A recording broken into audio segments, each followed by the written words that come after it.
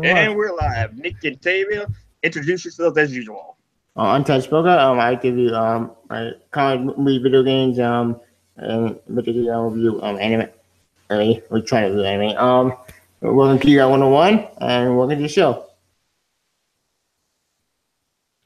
Nick? I'm Nick Lenz from the channel Nick Lenz. I review movies, TV shows, novels, comic books, and anime. I just uploaded today 2 videos. One talking about things I want to see this year. The other part of my Rurouni Kenshin anime review where I talk about the final season of the series and my final thoughts overall on the actual 3-season anime. Also, if you know, since you read One Piece, Oda was actually an assistant to, I forgot his name. Watsky, I think his name is. Yeah, for Rurouni Kenshin. He used to be, before he actually started doing his own manga, he was an assistant for Rurouni Kenshin. Fun fact, he was actually also a mentor to some manga writers. Let me look up. Yeah, but then again, he also got caught with some very controversial stuff this year. Yeah, well, last year, if you want to say. Child porn. Caught with possession of child pornography. I'm not sure what the heck he was thinking doing that. Yeah, it wasn't real. But that was still a thing. I don't know. Japan is a weird country. Yeah, Japan really messed up. Despite what he did, his work is still good. Actually, I was telling you about Toriko. That's another person who I haven't had a chance to start reading it. I'm going to order it from the library soon. Oh, there was a few other artists he mentored aside from Oda. He also did for Shaman King and Fu Wing, the writers of those the only one I know is about Shaman series. King, but that was outside because of 4Kids. Speaking of anime, I've been also watching Inuyasha the final chapter, and I think I'm on episode 3. Something I forget in my mind. Inuyasha lasted way too damn long. It's like, I think there was 3 seasons. I think there was like 2 seasons that just filler by itself. There was, but since Tano, I was trying to figure out pretty fun, pretty interesting. Okay. Naraku was probably my least favorite villain of all time because every time they fought him, it was always a damn clone. Yeah, I gotta agree with that. Naraku just so like you can't die. The moment they try to kill him. It's not that the fact he didn't die. He's made of. Are you talking about Inuyasha or a different series? Wait, what? Huh? Which series are you talking about? Inuyasha. Inuyasha. They got the last 3 seasons they had. It's called the final chapter, which is from the manga that ended. That was canon from the manga. Yeah, I haven't had a chance to watch the final act yet. I just recently got back into reading the manga. Yeah, like almost 30 chapters. I'm down to like 200 chapters left of the original manga. I have watched the original anime, first 6 seasons, but haven't had a chance to watch the final act yet. Yeah, you seen the movie? I picked the first 6 seasons like last year, so I'm going to drop in the final chapter this year. Yeah, but you guys seen the movies? They're all on Netflix. They got all of them. I have seen them. I've even checked all 4 of them out from the library. They're all, I gotta say, for these 4 films, despite being original material, high quality. High quality. My favorite has to be the Sword of the Honorable Ruler. I'm not seeing the movies yet. I'll probably watch the one that painted the series. Be good. Yeah, and here's the weird thing about the films. Has Naraku appear in it? Yeah, I think the third one is where he apparently died, but he didn't really. There's an entire story revolved around Naraku with that. But yeah, it's weird the fact they did that. I'm really non-canon to actual anime. Is famous for. I don't think anybody's ever talked about this. Yeah, it's almost that's like 90s anime. Yeah, that's a 90s anime. It's not like hardcore anime. Yeah, the only other series I know of where it's noteworthy for its nudity, but not really much talked about, franchise, where there's lots of male nudity in it.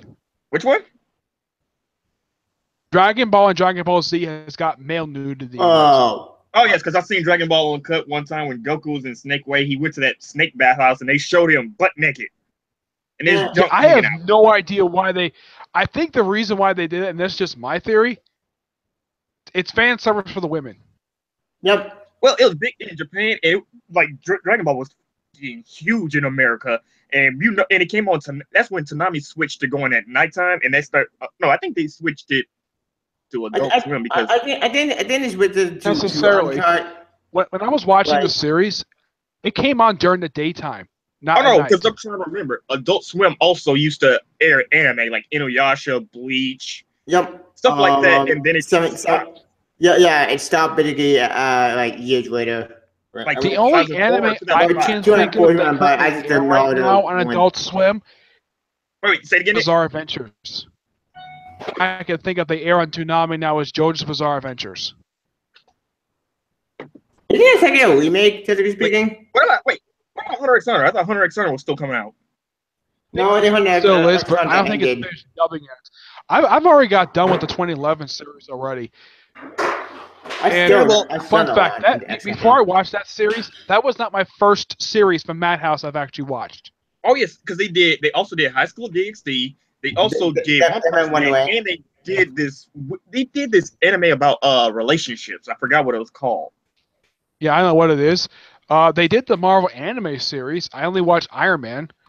Iron Man one. That was terrible. They were all I think they did a couple stories for and Batman Gotham Knight. I think there was only one. And the last series I watched that was produced by them. Yeah, that was awesome. The live action movie sucks. Wait, which one? Death Note. No, I mean which one? You said live action suck. What series? Because I couldn't hear you. Well, Death Note. I think what Tevia's meaning is the one made by Netflix. Yeah. Yeah, everybody hates that.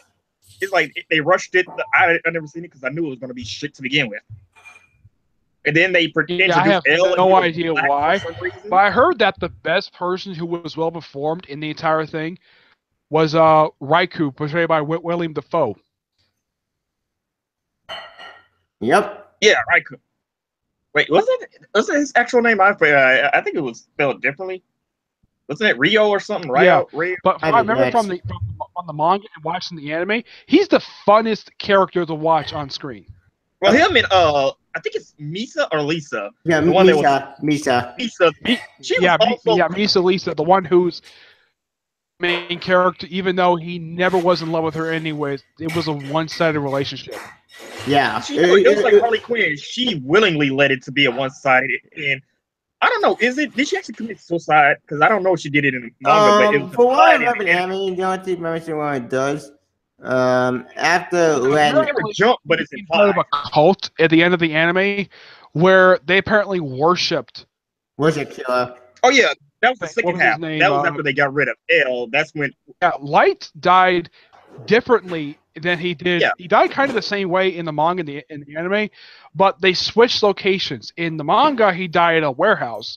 In the anime, he basically got out of the warehouse and he managed to get a mile away from the warehouse before he finally died. Yeah, they already caught him, so there was no real point in him chasing. And plus, Ryuk already said he was going to be the one to kill him anyway. So it was a loose adaptation of it. I'd say partially.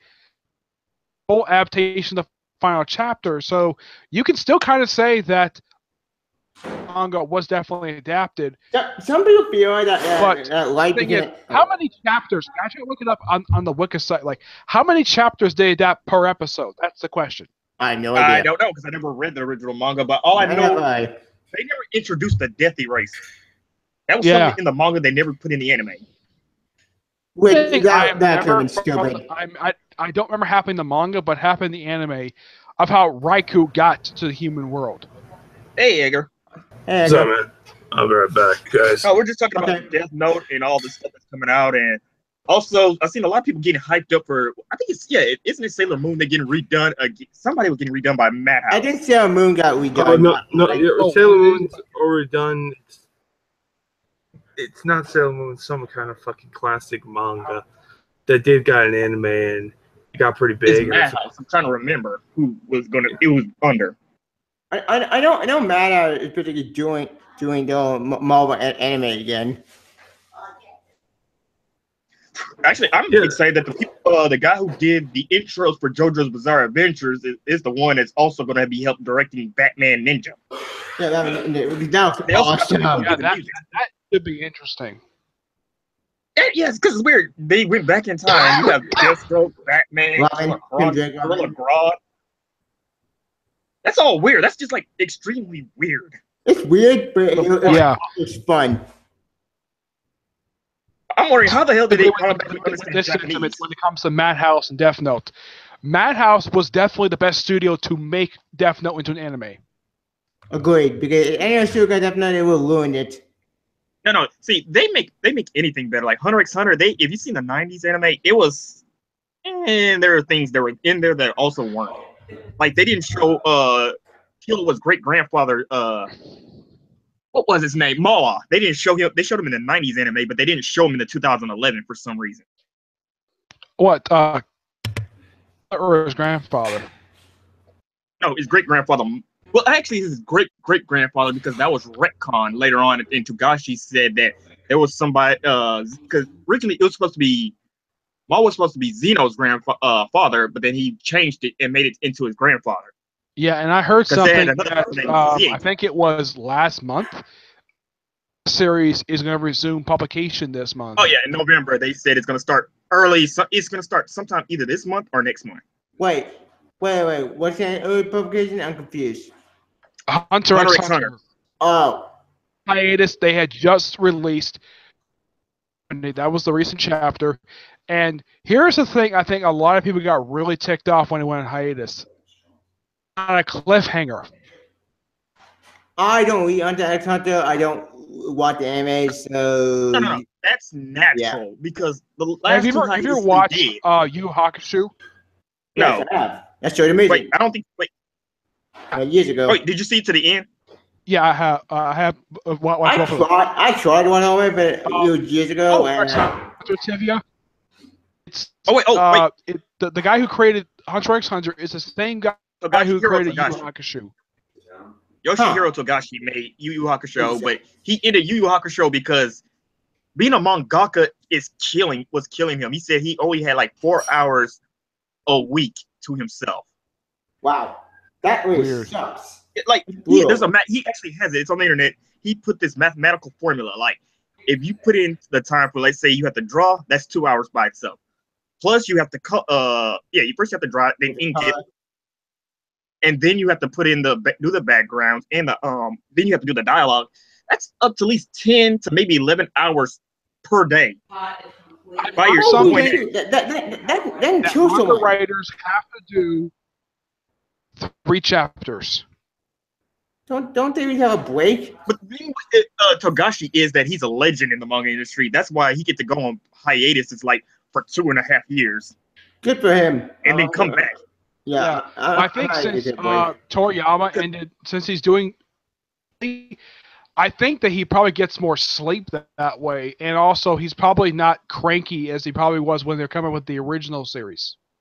Yeah. Araki. He got once Stone Ocean ended and it switched over to a monthly series. The story actually got better. Yeah, I don't blame him for that. I'm glad it went monthly. He took a break. Because with Oda, who makes One Piece, he said he only gets 2 hours of sleep per day, and he used to smoke like 3 packs of cigarettes. Oh, that could have done cancer. I think he's due for another 1 week hiatus soon. In 3 weeks from now? Yeah, 3 weeks. Yeah, 290 just got released last week.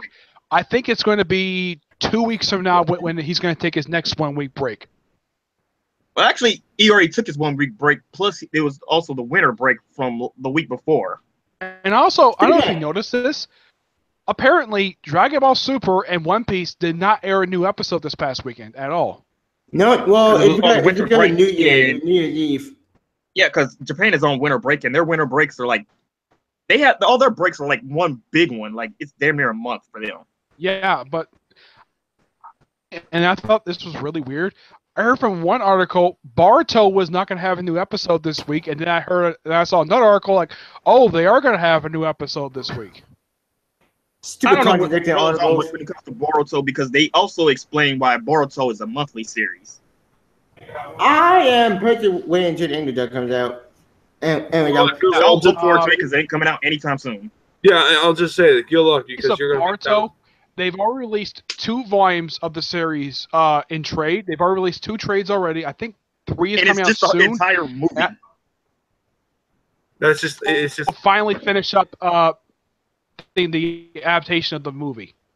Yeah, it took them 2 volumes to do that, and people were like, "Why did you?" It was like DBZ Super all over again. We don't want to reread the damn movie. We could just go watch it. We watched the damn movie. No. See, that's the thing. That's the thing. Let me say this. That's the thing. Like, they know they'll be successful because of the brand and the name. So yeah, the name, like, it's and that's why they did it. And plus, they wanted to do some things that they couldn't done in the movie. So go figure. And wait, what was different in the manga than the movie? Because it looked like the movie, the manga was just a readaptation, line for line. Let me say this. The only thing that was anything different from the manga and the anime, other than the movie, then you had the villain was redesigned. Yeah, the guy who was the main Momoshiki? villain. Yeah, because he comes at the end. And, he's one of Kaguya's people. And then after that, you had the ending where Boruto meets up with this fucking one dude and says, "You're cursed," whatever, and he has that mark in his hand. And that's Momoshiki. Yeah, and it's like, and that didn't happen in the movie. Yeah, so I noticed that. And that's the only thing I could say. But besides that, yeah, it's literally copy and paste. Yeah. But for Super, this is the when one we thing talk about the newest chapter that came out. No, I didn't even bother reading it. What happened? Wait, for Boruto or Super? Because Super is way different, and I love Toriyama's. I haven't read the last 2 chapters that came out for Super because, well, a site I use hasn't uploaded yet. But in the case of Boruto, here's what happened in the most recent chapter. The Chapter 18, their mission at this lab was suspended because Konohama went missing. He was killed. He actually was found to be alive and well. Well, we all knew that because leaving the lab.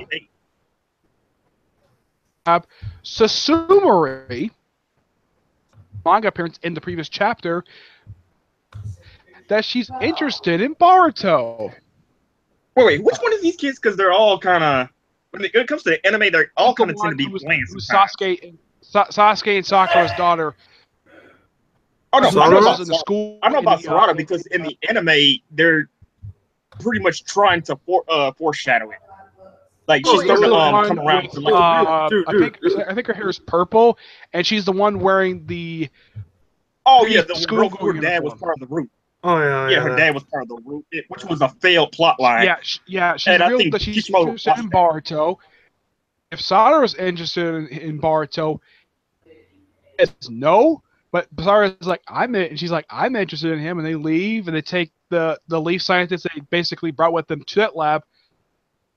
They ran into Ao. Who? He's former bodyguard. Mate, it was the 5th Mizukage's bodyguard. He has also. I saw he had a Gatling gun. Yeah, and in that very same chapter, that the Hidden Miss arc in the anime is canon. Oh yeah, everything in the anime is canon to the manga, and vice versa. Yeah. They reveal it's canon. So they get to the site. They walk to the site where the blimp was that Konohama found a few chapters back, and there's these machines lying on the ground. And check the empty one. A big brawl where Team Konohama and the scientists take on robots. Yes.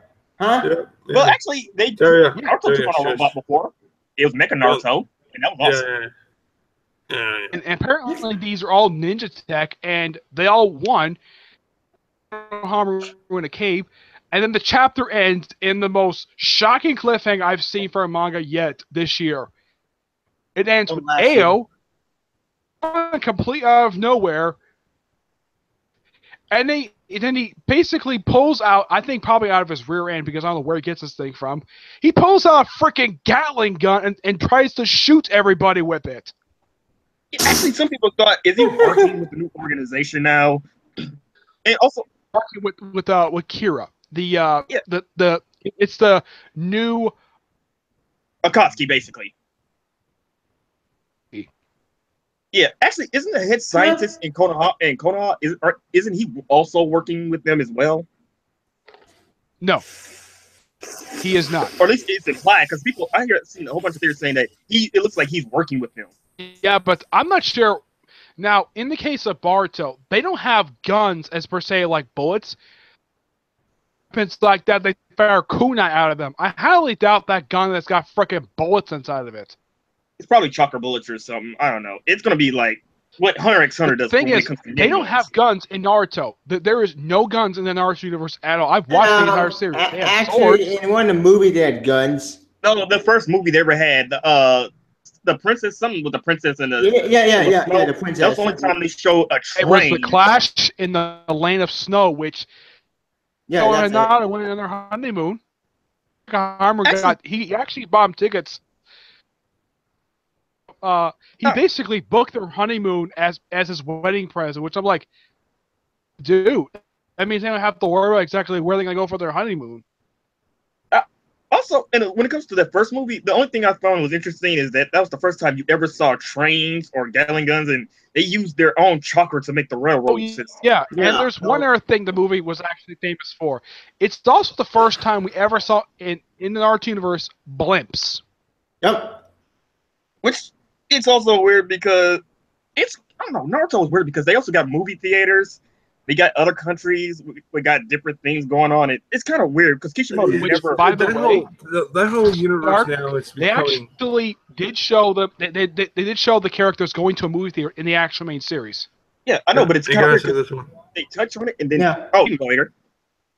I'm like, this whole like the Naruto universe, like, yeah, I agree with you guys. Like, it's becoming more and more like, let's just say, modern. Of Kind of go yourself, probably. yeah, it's kind of becoming more and more modern time. Except there's still one thing that the universe does not have. What? Cars. Trains. They have trains. They've got blimps. Of course, they got boats. How they gonna cross water? But they don't have cars. Yeah, they need. That's But what's that's weird fine. because they got computers, but you don't have cars and other things like that. I'll just say this. Just you wait, you guys. The series will have it sometime in the near future. My guess. That's my guess. Yeah. The one thing that the Not universe has really never explained. cool. I don't know if there's a data book out there, but There's it five doesn't explain data books. what the population is of the Hidden Leaf Village. Probably huge. Probably massive. Very, very big. Yes, I think they got 4 The or village, 5 its data size, books. looking at it from above, it's probably got a population. This is just my personal theory. About 50,000 people. Yeah, 55 Wait, people. are we talking about the region or the village itself? Because you Right, got the to also take the I'm region talking in. about the village itself. The region's probably got close to about 5 million people in it. I'll just say, Okay, Oh no, you go. I'll just say this. I mean, like, for the whole, no need to change the subject, but it's like the whole lovey-dovey on Sadara and that one fucking broad. Order. Yeah, on Boruto. Assuming. Let's assuming if they're gonna hook up, my only guess is they're gonna have Sadara and Boruto hooked up because it was heavily foreshadowing in the 700 and also other, I think, Gaiden or whatever. Sadara Gaiden, her little Gaiden miniseries. Yeah, and it's just like it's heavily implied that, like, they both spied each other when they were young, and I'm like, well, plus they do care about one another, so I'm like, wouldn't make any difference if they have it where they have. Boruto currently is only interested in protecting Sadara. He's not interested in being in a relationship with her at all. That's the thing. Like, so was Naruto when he was protecting Hinata. Yeah. And look how that went. It's just like they're not having where they fully hook up. It's like, I think in the future, I think both of them will, as the series progresses, they'll definitely hook up later on. I'm not thinking they're gonna hook them up right out of the gate. I think they're gonna eventually have that where they confront their feelings later, because I don't think that it's time for it. Yeah. Well, here's my opinion on it is someone came with a really interesting theory in the Boruto film. Nick. I was gonna say, when it comes to Naruto and Hinata, that was always the end game. Kishimoto said that to begin with. Sakura was like there just to make an interesting love triangle, which was kind of pointless because The I don't know why people thought that was going to be a thing. People thought it was going to be a thing, and they raged at it because Naruto ended up with Nada. Like Naruto has nothing in common with Sakura besides they both wanted to get Sasuke back. Yeah, who Which cares? was still weird.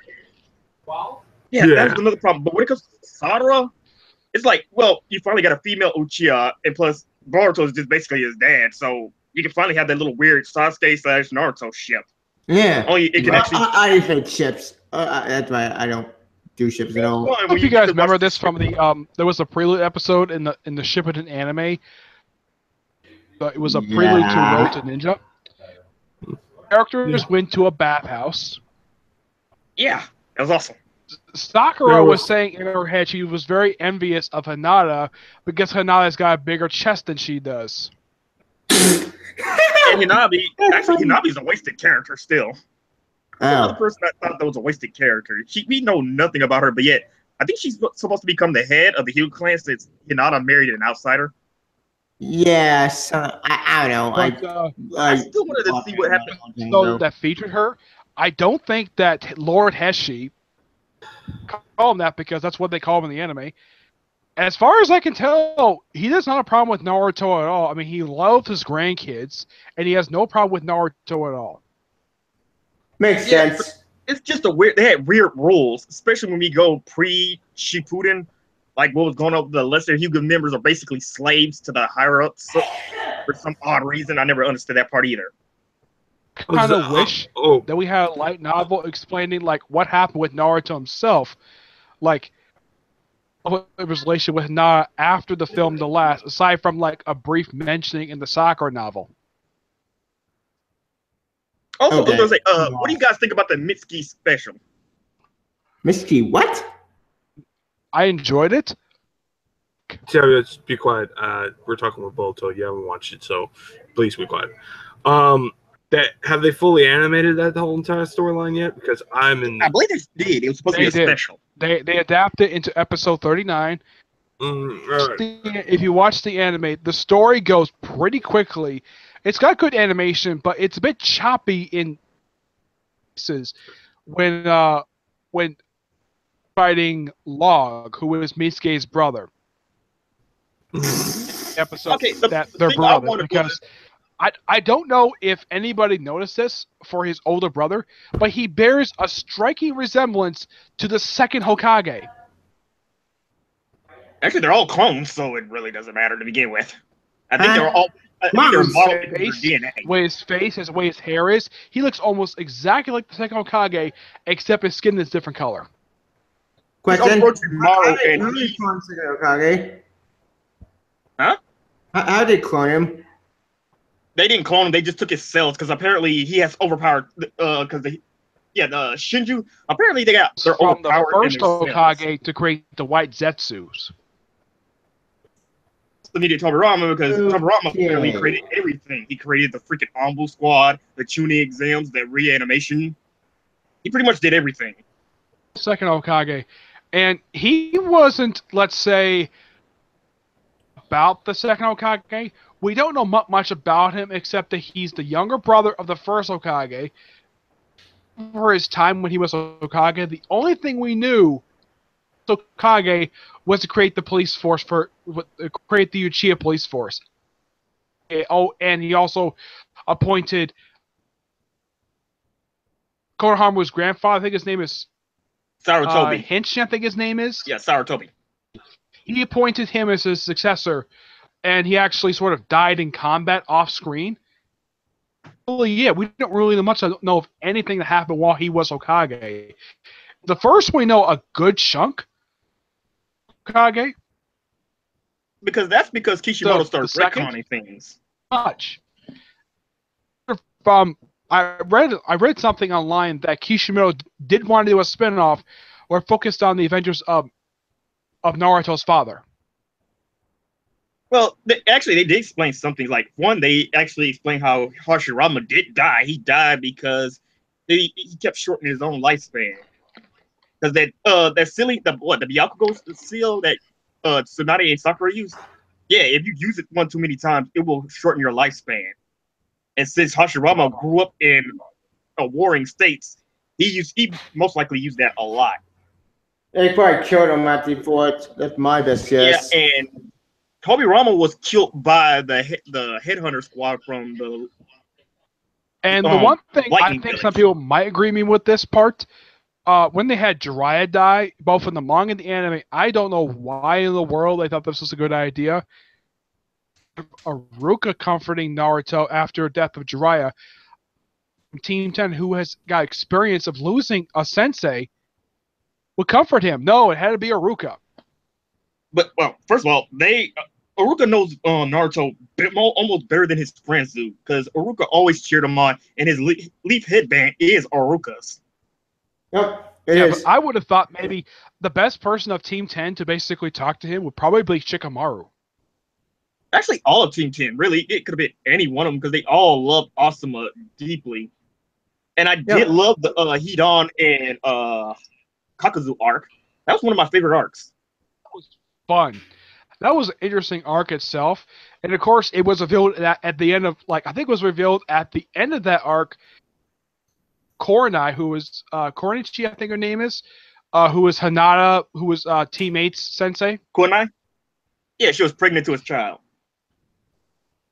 Yeah. Oh, Which I kind of figured out currently how old she is currently, because she did pop up in last, not the most recent episode, but a previous episode, one where Team 10, basically the new generation Team 10 was born. Yeah. I kind of figured though, because it's been 15 years since the Fourth Great Ninja War. 15. Wait, isn't Konohamaru her slash her something of a sensei to her? Because I know Shikamaru is, because he's our godfather. Who is Mary's cousin, 12 years older than she is. Wait, who? Kind of figured out exactly how old he is because it's revealed online during part 2. Because in part 1 he was 8 when they start out with, and then for some reason he's now at start of part 2 he's 12, and since it's been 15 years since the Fourth Great Ninja War, he is 27. Well, okay, because apparently some people also theorize today he's also a sage. Yeah. Okay. Yeah, I'm getting what lost. the heck Kiba's been up to, because apparently Kiba has become an actor. Yeah, Kiba, look, here's the thing. Kiba, Rock Lee, Shino. No, that's it. We're all wasted. All wasted potential. You get some development in the series, mainly in the filler stuff, but at least he was featured a lot, and he was a good, interesting character. He still is, to this day, my second favorite favorite male character who is not Naruto, because I think he's just a great character, fun.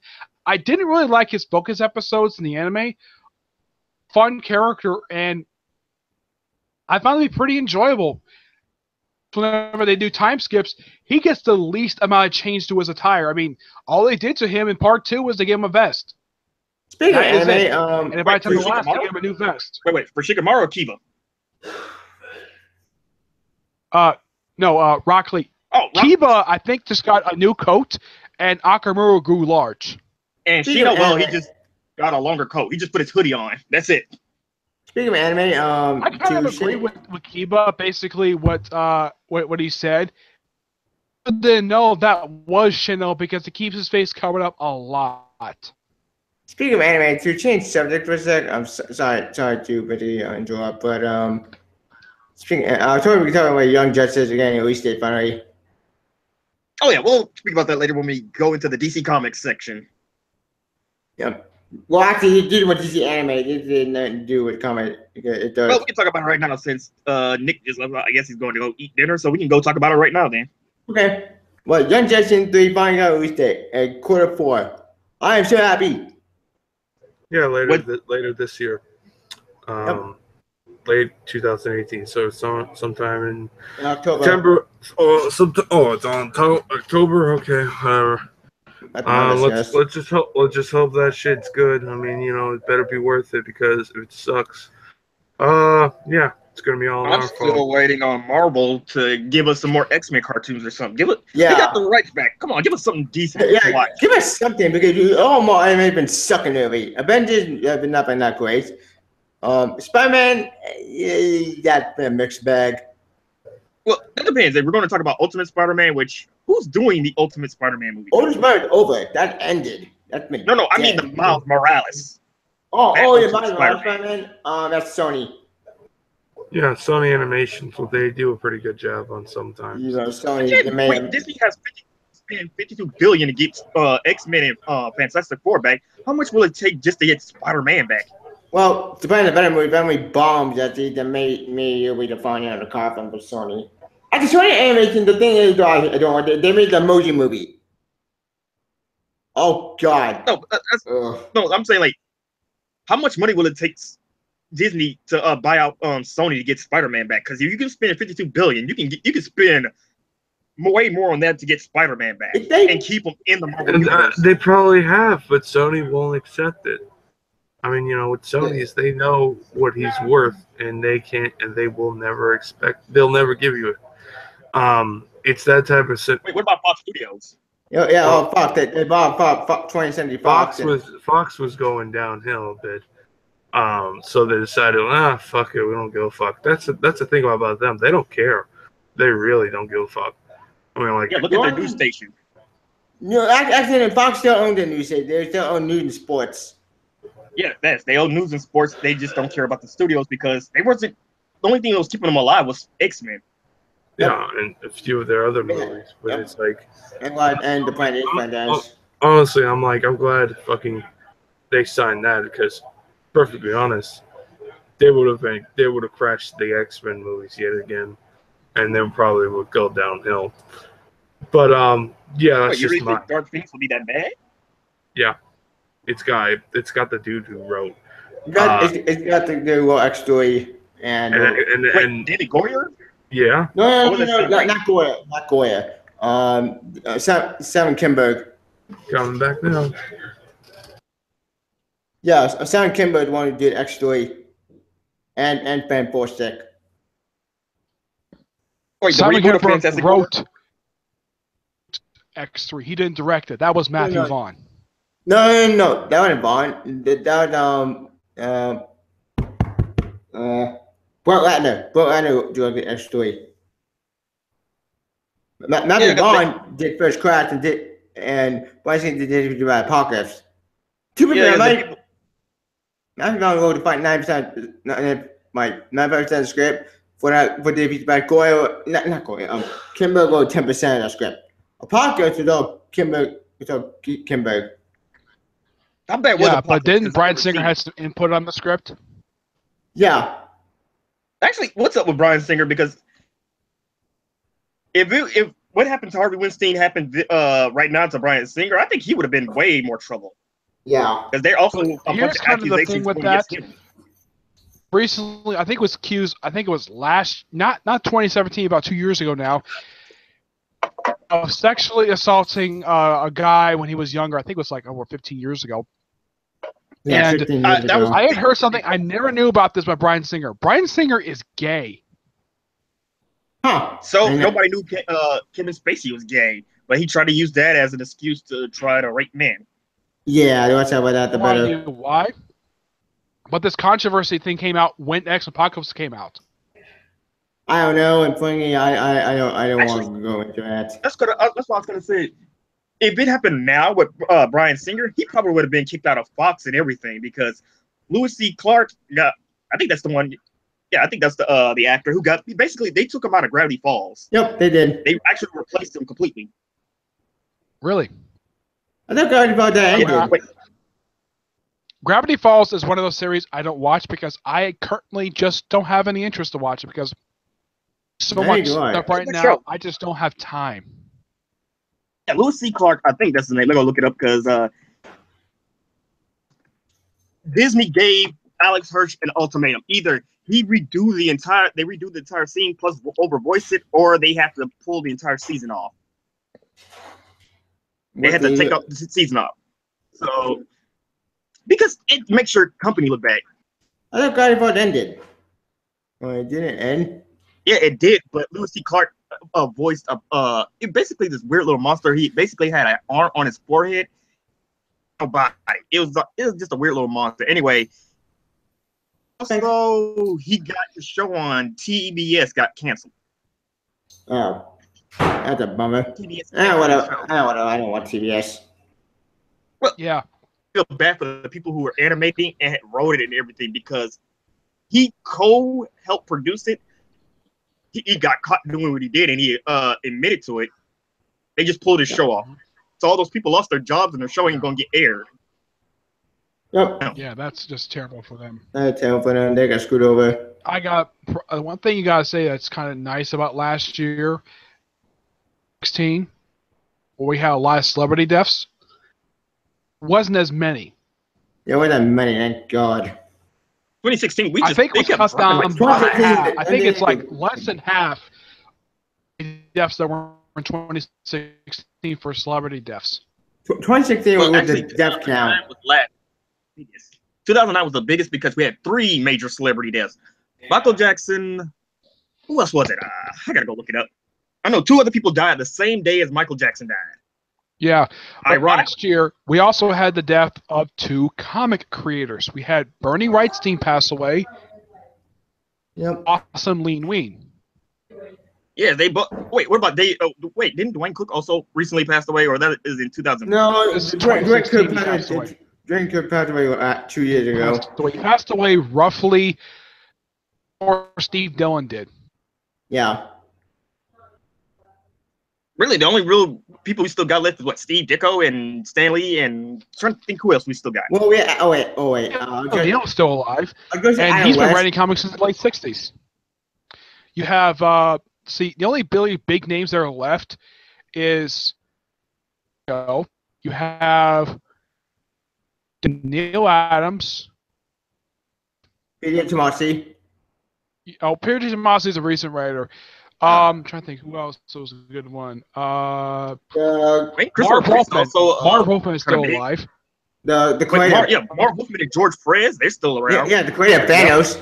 Oh, wait, he left Marvel. Jim Sterling. Oh, I don't know. Jim Sterling. He got screwed Are over. they gonna try to get him back? Because I know CB should try to get him back. He canceled all the terrible series. They need to hurry and get him back. And he's supposed to dig up Dan Soft finally. I think if he does come back, we don't do it anymore. Because you have Danny Kostos doing the Thanos book, I think that just like with Punisher, Jim Sterling just do an annual because Jarrett Conway did an annual for Punisher.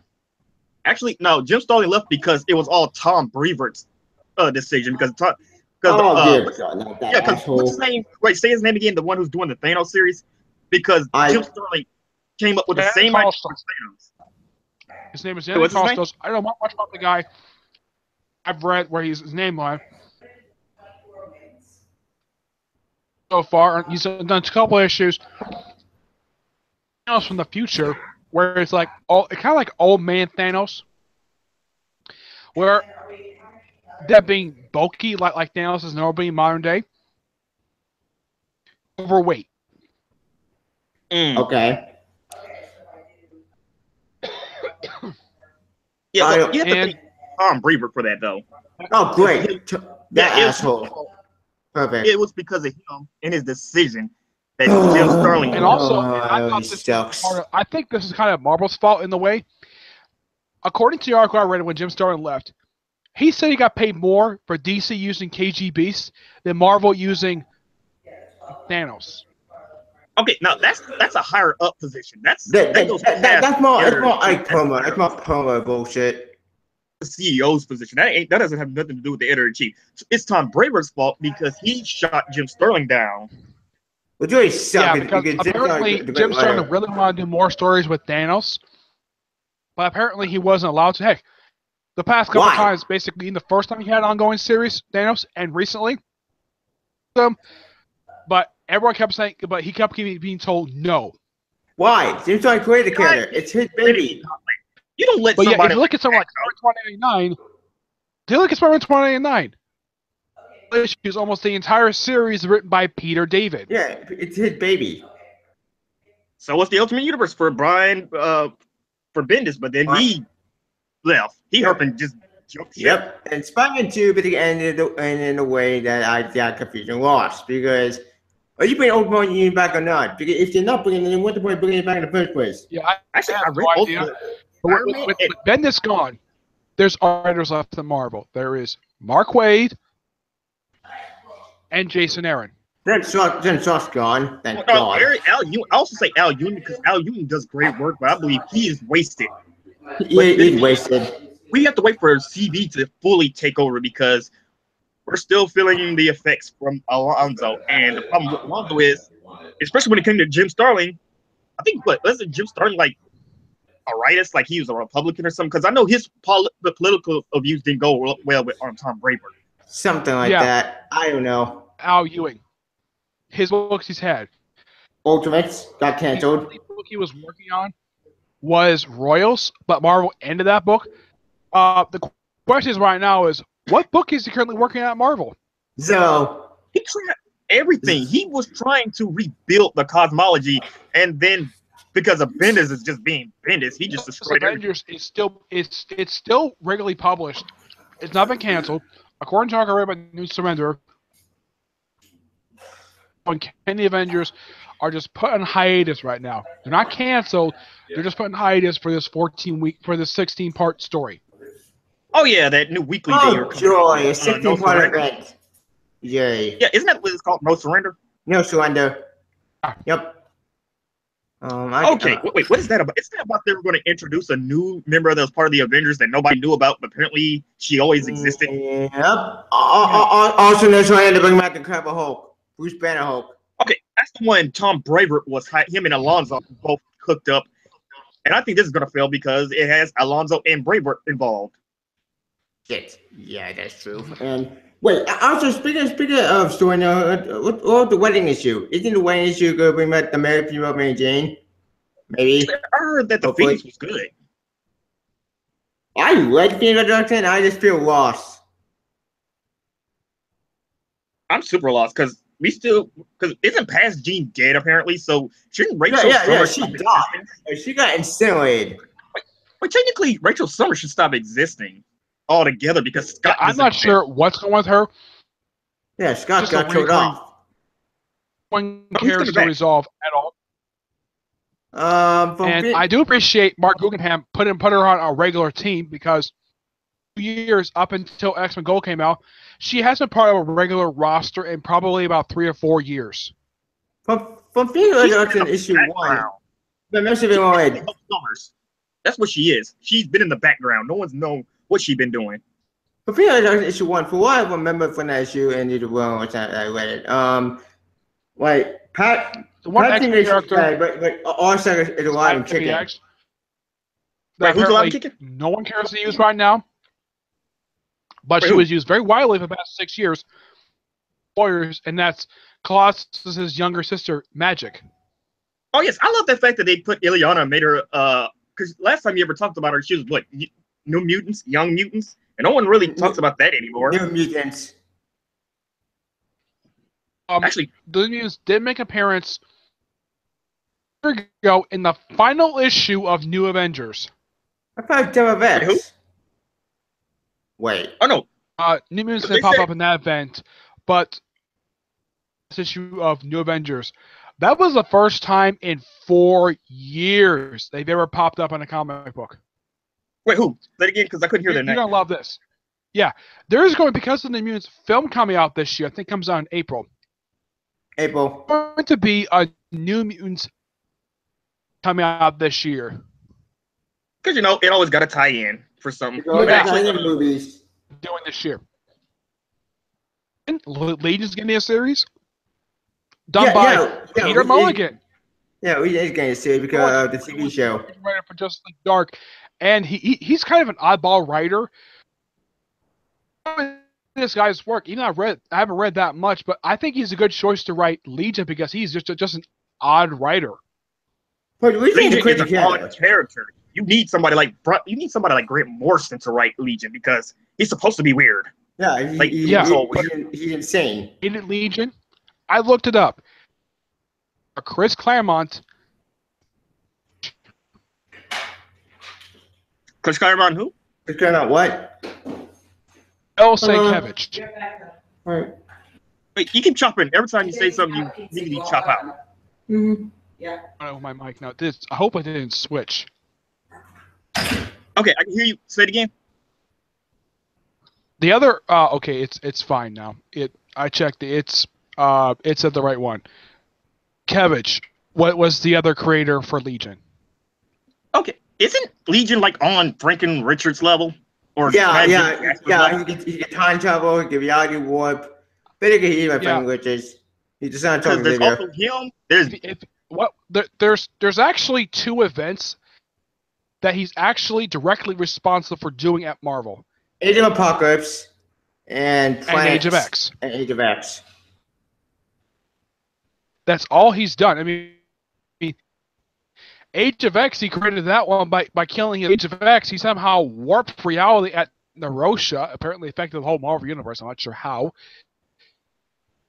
Apparently, in Age of X, upon to near extinction, and the Avengers are basically a government-sanctioned team who basically are mutant hunters. It's always something with the mutants. But you guys interested in how Cyclops is supposed to come back? I'm happy he's coming, but I'm praying to God to get all set up. Not Here's the thing about Cyclops. Depending on the person who writes the fucking book, Bendis. Well, it better not be a fuck. No, and I hated Cyclops when he was a fucking dick before Bendis fucking got him. No. Bendis made Jean Grey a total cunt because she just read your mind. She didn't give a care. She was always being a drama queen. That was a young character. That was a young. And now she's dead. Yeah, she was annoying. Yeah, but she's personally, in my opinion. What's this? Yeah. What's this? Okay. Oh, God damn it. Hold on. Be right back. And now young Jean Grey dead and gone. When it comes to the Jean Grey comic book, what did you guys feel about this comic book? Did you thought it was good or bad? I thought it was mediocre. I didn't read the Phoenix, but I heard people said it was a pretty solid book. It's not great or anything, but they said it was solid. Almost might have even killed the book, but you know what? It's a good story. It did the same thing that All New Wolverine did.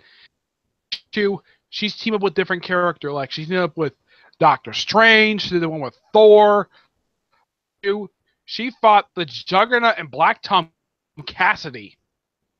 Wait, we can have young Jean Grey book, right? My bad. Wait, why is she fighting Black Tom Cassidy? I have no idea. I have no idea. And I looked it up. When was the last time he showed up prior to Jean Grey #1? The last time he showed up was in Deadpool Volume 2, number 63, back in 2012. Years since anybody's seen him. Oh, Nick, I actually finally read it. I saw in one of the Marvel books when I was at the store, they finally advertised something that in an X-Men book that wasn't about the X-Men. They were advertising Daredevil and how Fisk is going to become the mayor. Yeah, Mayor Fisk. I'm like Marvel's advertising again. I'm hoping that Marvel continues that. I think that's the other big problem with Marvel. I mean, yeah, you pointed out that Marvel's got too many books on shelves.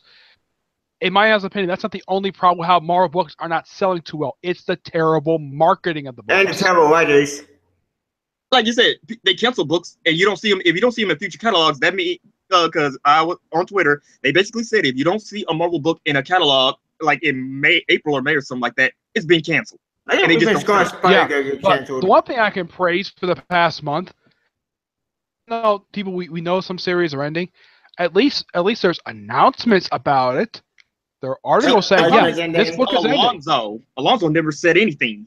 I don't even think he even talks to the fans. No, he did not. I don't think he gives a damn about the fans. From one person I've spoken to, so Alonso frequently lies a lot. I'm not surprised he lies. He lied for the last 2 years because they were doing terribly. Yep. Alonso's idea was, instead of counting individual comics that were being sold by the customers, they were counting comics like the bulks that were being ordered by the comic book stores. Which is bullshit in my opinion. I mean, that's not good business. That's bad business. That's they destroy shops. No, what's up with them? But if you want to blame somebody for the overexposure of events in the past 10 years, Axel Alonso is the person responsible for it. Let's say Joe Quesada. when he was editor-in-chief, I think he started back in 1999, right? 1990, yeah, 1999 to 2000, because he also brought in Bendis when they were both getting young. He actually was editor-in-chief up until 2011. He was editor-in-chief for a pretty good period of time. And during this period of time, we have events. I think the first major event he had, Civil War, Secret Invasion, and Siege. Those were the big first events. House Event. That was the first one. House Event was the first major one he did. Yeah, he did a couple small ones prior to that. You had stuff like Security, Avengers is Assembled. One More Day. Yeah. Well, actually, the reason why we got House of M and Disassembled because they felt like the Avengers and the X-Men need to be swept up. Plus, they had too many mutants scale in his ones, work. no crossover. Yeah. And when it came to crossover events, I would say up until recently, the year that had the highest amount of crossovers was 2010, at like 10 events. Yeah, and Shadowland and Spider-Man. They had wasn't it Chaos War? Chaos War. Yeah, they had. Let's see, in 2010 you had Siege, even though it's not technically an event, but it was something that was started after Siege. Original Sin. Oh. Original Sin was 2014. Oh, my bad. And that was Jason Bourne. Axis. The Thanos Imperative, which here's the weird thing about this event. It's about it at all. 8 years ago, and still nobody talks about this event. When people talk about events 2010, what's usually the first that comes to mind? Siege or maybe Shadowland. That's it. Yeah, no one talks about the cosmic events. Does anybody talk about Chaos War or War of Kings or anything to do with the Annihilation Conquest? Probably not, no. Yeah, that is the weird thing about it. You have these awesome events, like for Annihilation. It came out the same year as the original Civil War.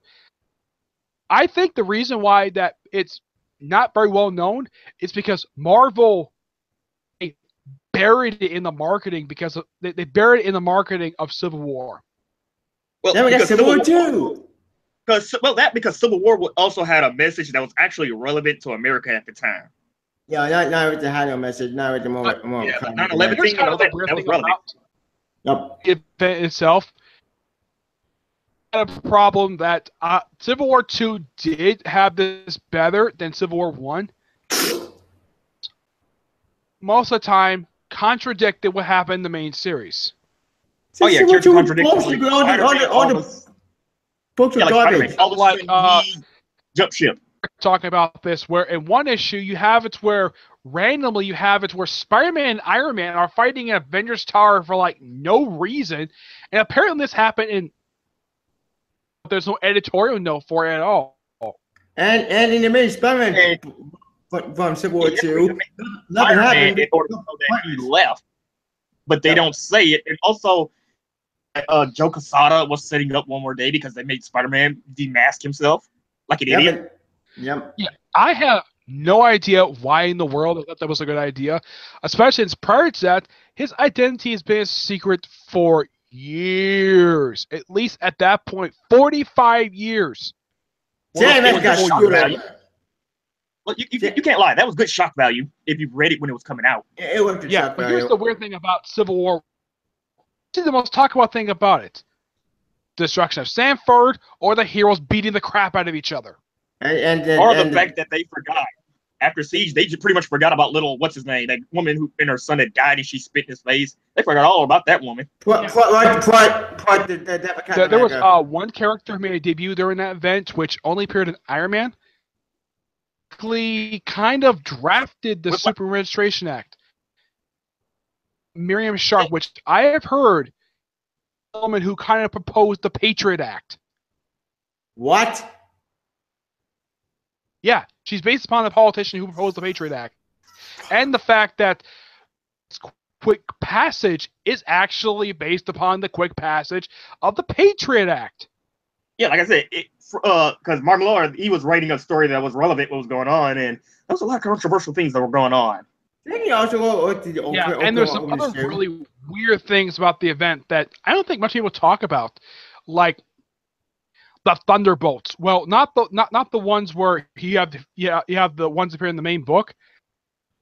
them were government-sanctioned team, which consisted of Venom, Bullseye, Lady Deathstrike. Yeah, Yeah, they go over to the Thunderbolts book, but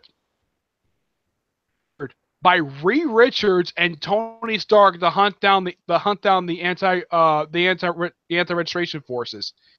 Yep. yeah. And Would you saw that hire good. serial killers to hunt down your friends? That is so stupid. No. Well, actually, Or they had nanites. the negatives Basically, like of- Suicide Squad, where they had nanites in them, and they would shut their brain down if they Look. tried something. Guys, yep. That sorry, broke into your argument or whatever. But yeah, back to the whole conversation about me. The whole thing about Scott and Cyclops and all that shit. Yes. It depends on who's writing it, honestly. I kind of find Scott, when they kill off Jean again, I felt like it was just a repeat of what was previously established on X-Men comics. But I have some kind of hope that they'll do the typical Scott being the leader of the X-Men and go from there. Here's my question today. What's going on the past Cyclops? Is he gonna go bye-bye? Or is that Yeah, what the whole but here's X-Men kind of the weird past thing going? when it comes How to do you know the X-Men. Tell you, how do you know this guy is the past Cyclops? I don't. Because You don't. actually, that's not true. That's not true. I do know that's not past Cyclops. The past Cyclops is still with X-Men Blue. Yeah, but Yeah, how do you know? but How do you he know? also appears in Champions. How do you know that this Cyclops could be the Cyclops that we already are reading right now? Because Yeah, one, no idea.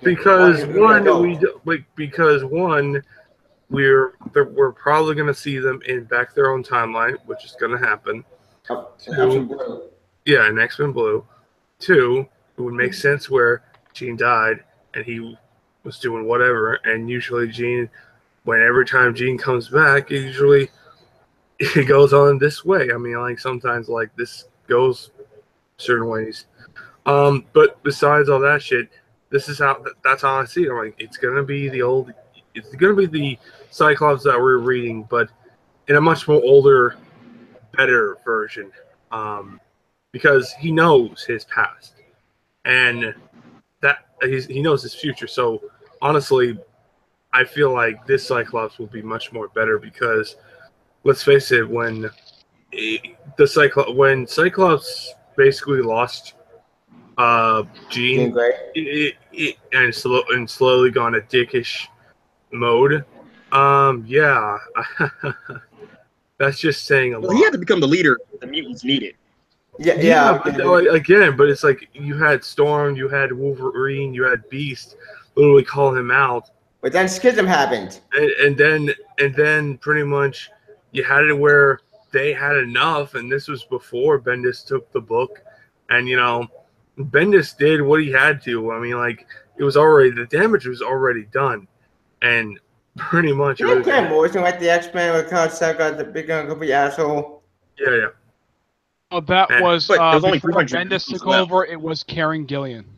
Oh yeah, that's the fucker, yeah. And that's why I Yeah, say, 'cause man. No, you're going first. Oh no, I was gonna say because he had to become the leader they needed because there was like a little over 300 mutants. They had Messiah. Which one was it? It was Messiah something where they had to get hope. Complex. Messiah Complex. With Cable.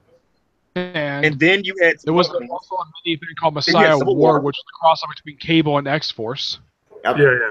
Then you had Civil War, Secret Invasion. They weren't in part of Siege, but they did. I did like that little tie-in where they fought the Dark Avengers, and Scott actually outsmarted Osborn. That was awesome. Yeah, that was Utopia. I love That was the name of the event. Yeah, but I mean, my whole response to this, like, it's like it depends on the writer, and if he's good, because Bendis was just like the finishing job.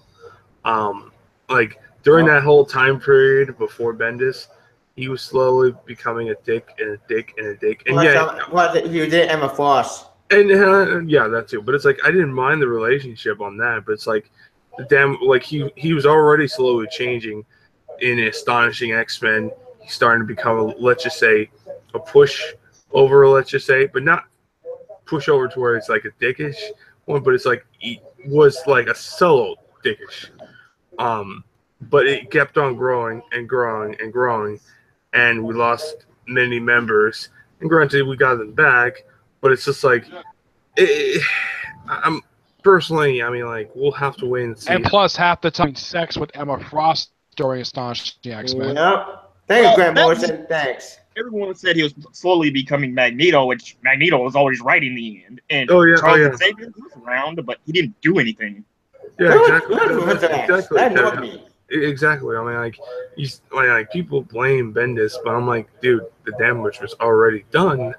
Well, if anybody X-Men to find out in the comic. But dude, but when you have people already say he was slowly becoming the Magneto Jr., it was like, can you not? No, I agree. But what I'm trying to say is that if anybody X-Men to find out in the comic for Cyclops. Oh yeah. Adventure vs. X-Men, that was basically Marvel submitting that somehow the X-Men will always be wrong somehow. Yeah, that pissed me off. Like, what the hell? Yeah, that too. I X-Men saying that one. Screw the Avengers on that one. And for what it looks like the the Cyclops that died. I forgot what was that video called again. Deathbacks, one of the worst storylines that came out that year. It seems like that's the actual Cyclops coming back. Yep. Do with Jean because the Phoenix is coming back. Why is the Phoenix coming back? I thought it dispersed itself to bring back the mutants. It did, but then the Phoenix here in Mighty 4, it showed up, which is weird, and then it showed up again in Thanos. It keeps showing up in all our books. It's gonna piss me off. And then Jean Grey died again. Weird. Where technically, Jean, her body's still in that white hot room. Yeah, but how she got out is the question. That's what I wonder. Well, and Pat Singer, she got incinerated. I don't know. The Phoenix is supposed to be death and rebirth. So, what goes Jean Grey? What about her? Actually, here's a better idea. Why didn't they just use Franklin Richards to bring back the mutants? They can't. Or Legion.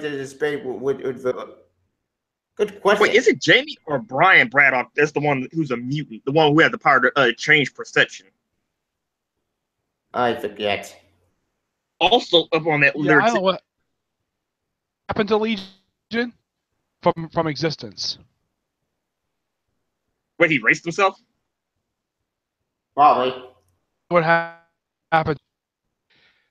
He basically erased his own life from existence, except for Blindfold, who has a fragment of his memories. What? Yeah, this happened in X-Men Legacy, Volume 2, number 24. Wait, what year was this? I think it was 2013. Oh, well, that was the start, because 2014 was the official start of Marvel going so complete SJW on us. Yeah, they're trying to put so by then, Perl Mutter was already, they were already phasing the X-Men out. Cy Spurrier, who was the writer of the book, he basically put Legion in a relationship with Blindfold. Sure, why not? I'll buy that. Like if she was actually like her, just I say Rockslide was a little more relevant, but they were kind of just there. Yeah, they did nothing. Yeah, it seems like Rockslide and Note are occasionally used, but there's are never hardly used. And I do like what X-Men Red is going to do. It's interesting, especially since you have Namor back on the event. Because I haven't seen her in ages. I haven't seen Pixie in a long time. Her, Cypher, Warlock. Not that true. Psylocke did show in Uncanny X-Men, which here's the way that Uncanny X-Men was. No, Warlock, that little weirdo, that Warlock. The last time I saw him, what was in the final issue of New Avengers? A little over a year ago. Oh. Okay, because this is some X-Men. Also, I was wondering why couldn't Dust actually be part of Miss Marvel's comic, because she's also a Muslim mutant. Good question. Yeah. I have no idea.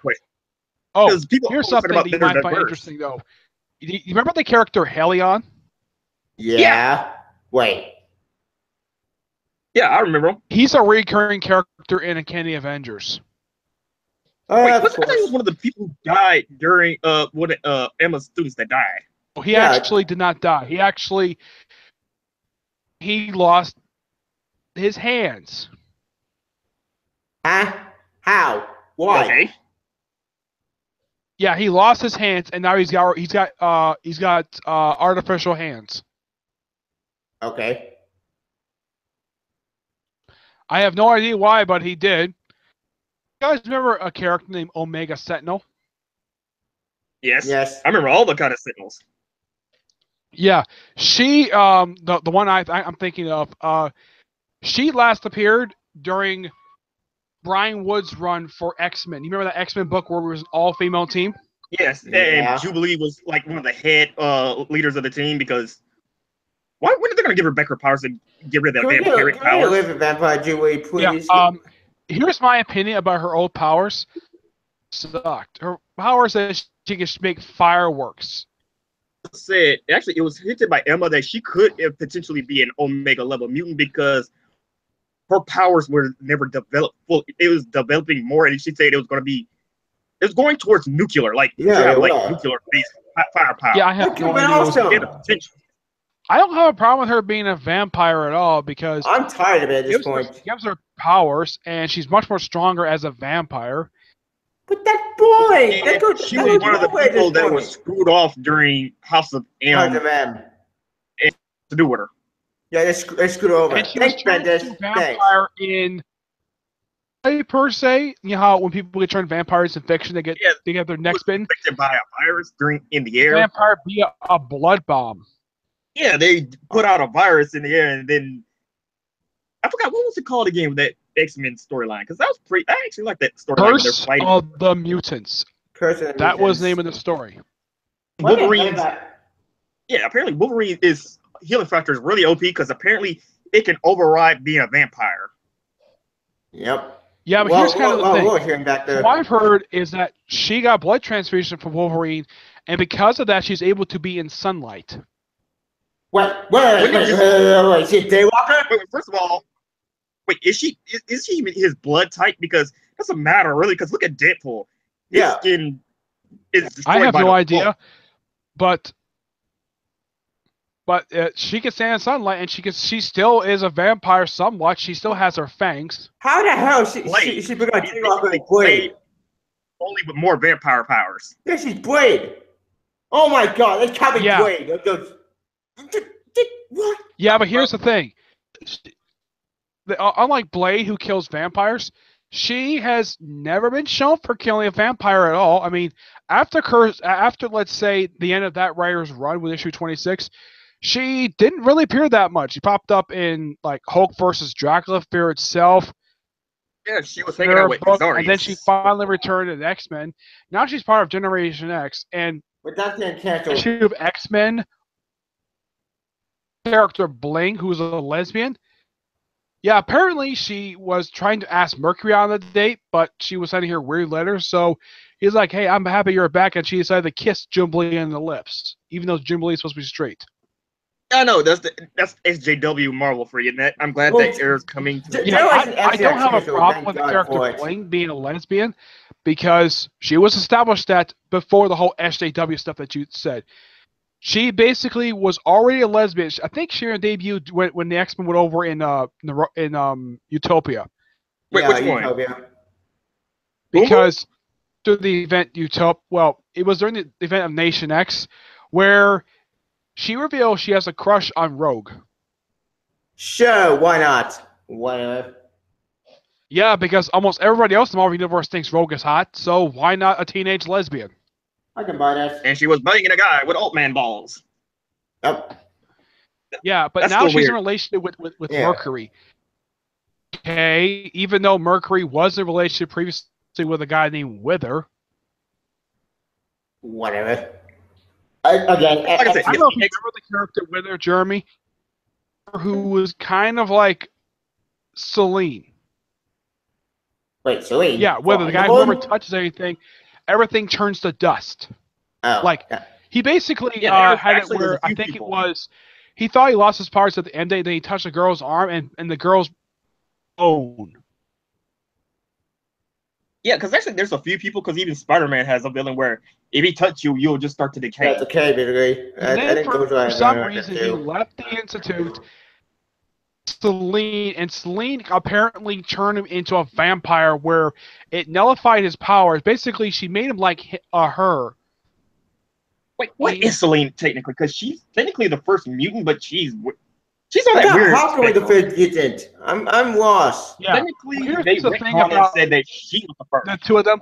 According to information I read about Selene, she's been around since the Roman Empire.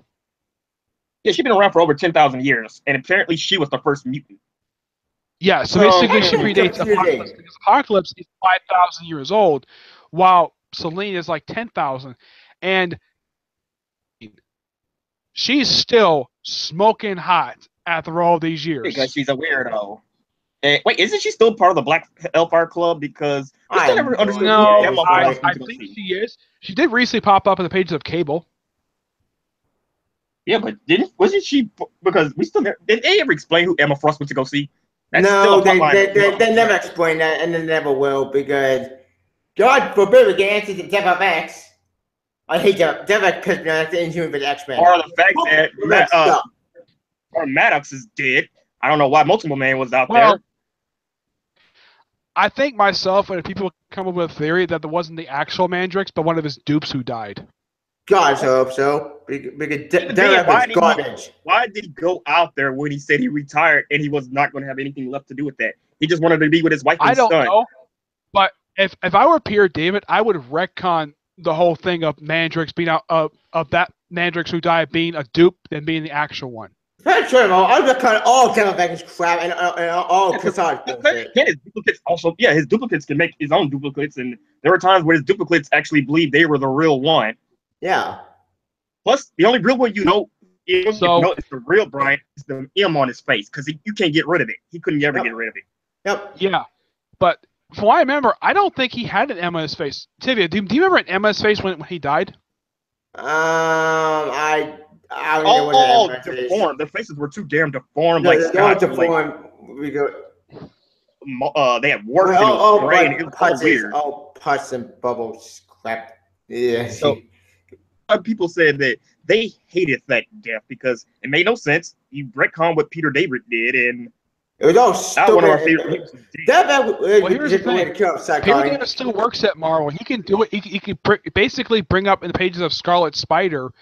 He can retcon in Scarlet Spider because that's the book he's currently working on now. He could say, "Oh yeah, that wasn't the real Mandrix. That was one of his dupes." I got We've Scarlet Spider get canceled because how bad the sales are, and yeah, the story not going nowhere. I got good Max Spider in that one. Yeah. For some reason, I have no idea why this is. Hornet is the old Wolverine. He's an old Wolverine villain named Cyber.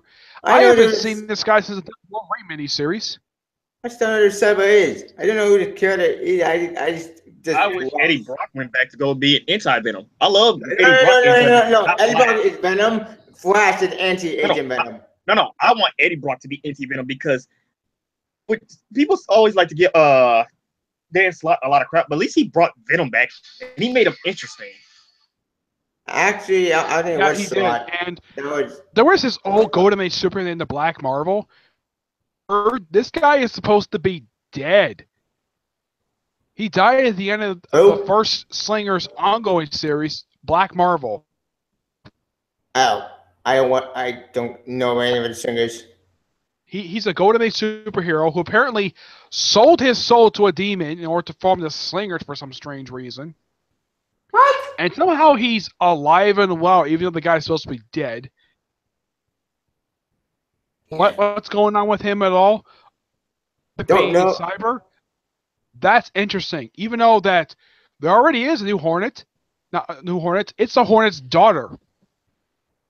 Huh? What?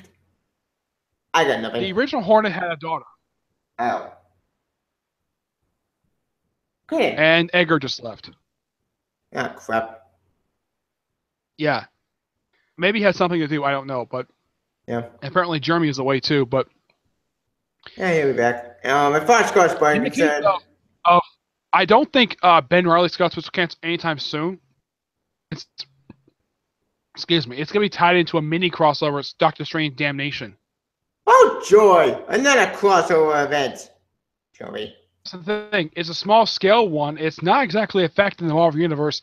It's only affecting Las Vegas. Yep. Wait, here's the weird thing. Mephisto That it's not involved in that event, which again, I thought But Mephisto did Vegas here's already. the thing about this event. This time there was an event involving demons in Las Vegas. Circle 4. Circle of Four. I think that was, as of now, I think it's been almost 6 years since that event Store Mini- event. event happened. Yeah, Circle 4 Which- was with Punisher, Other Electra, people who were X-23. part of that event was Flash Thompson, Ross, X-23, and the female Ghost Rider. Yeah, I didn't. The odd thing, apparently, Mania's got the curse mark. Apparently, she still has hell powers, even though I thought they got rid of that in the Robert Thompson's Night series. Ross, I think, still has his. 23 and the female Ghost Rider. Nobody's ever brought up if they still have the hell powers or not. Yeah, they probably got rid of him. Laura got rid of her mark memorization as well. Sure, when that happened, because the event was over, her book went, and it was never mentioned in her book at all.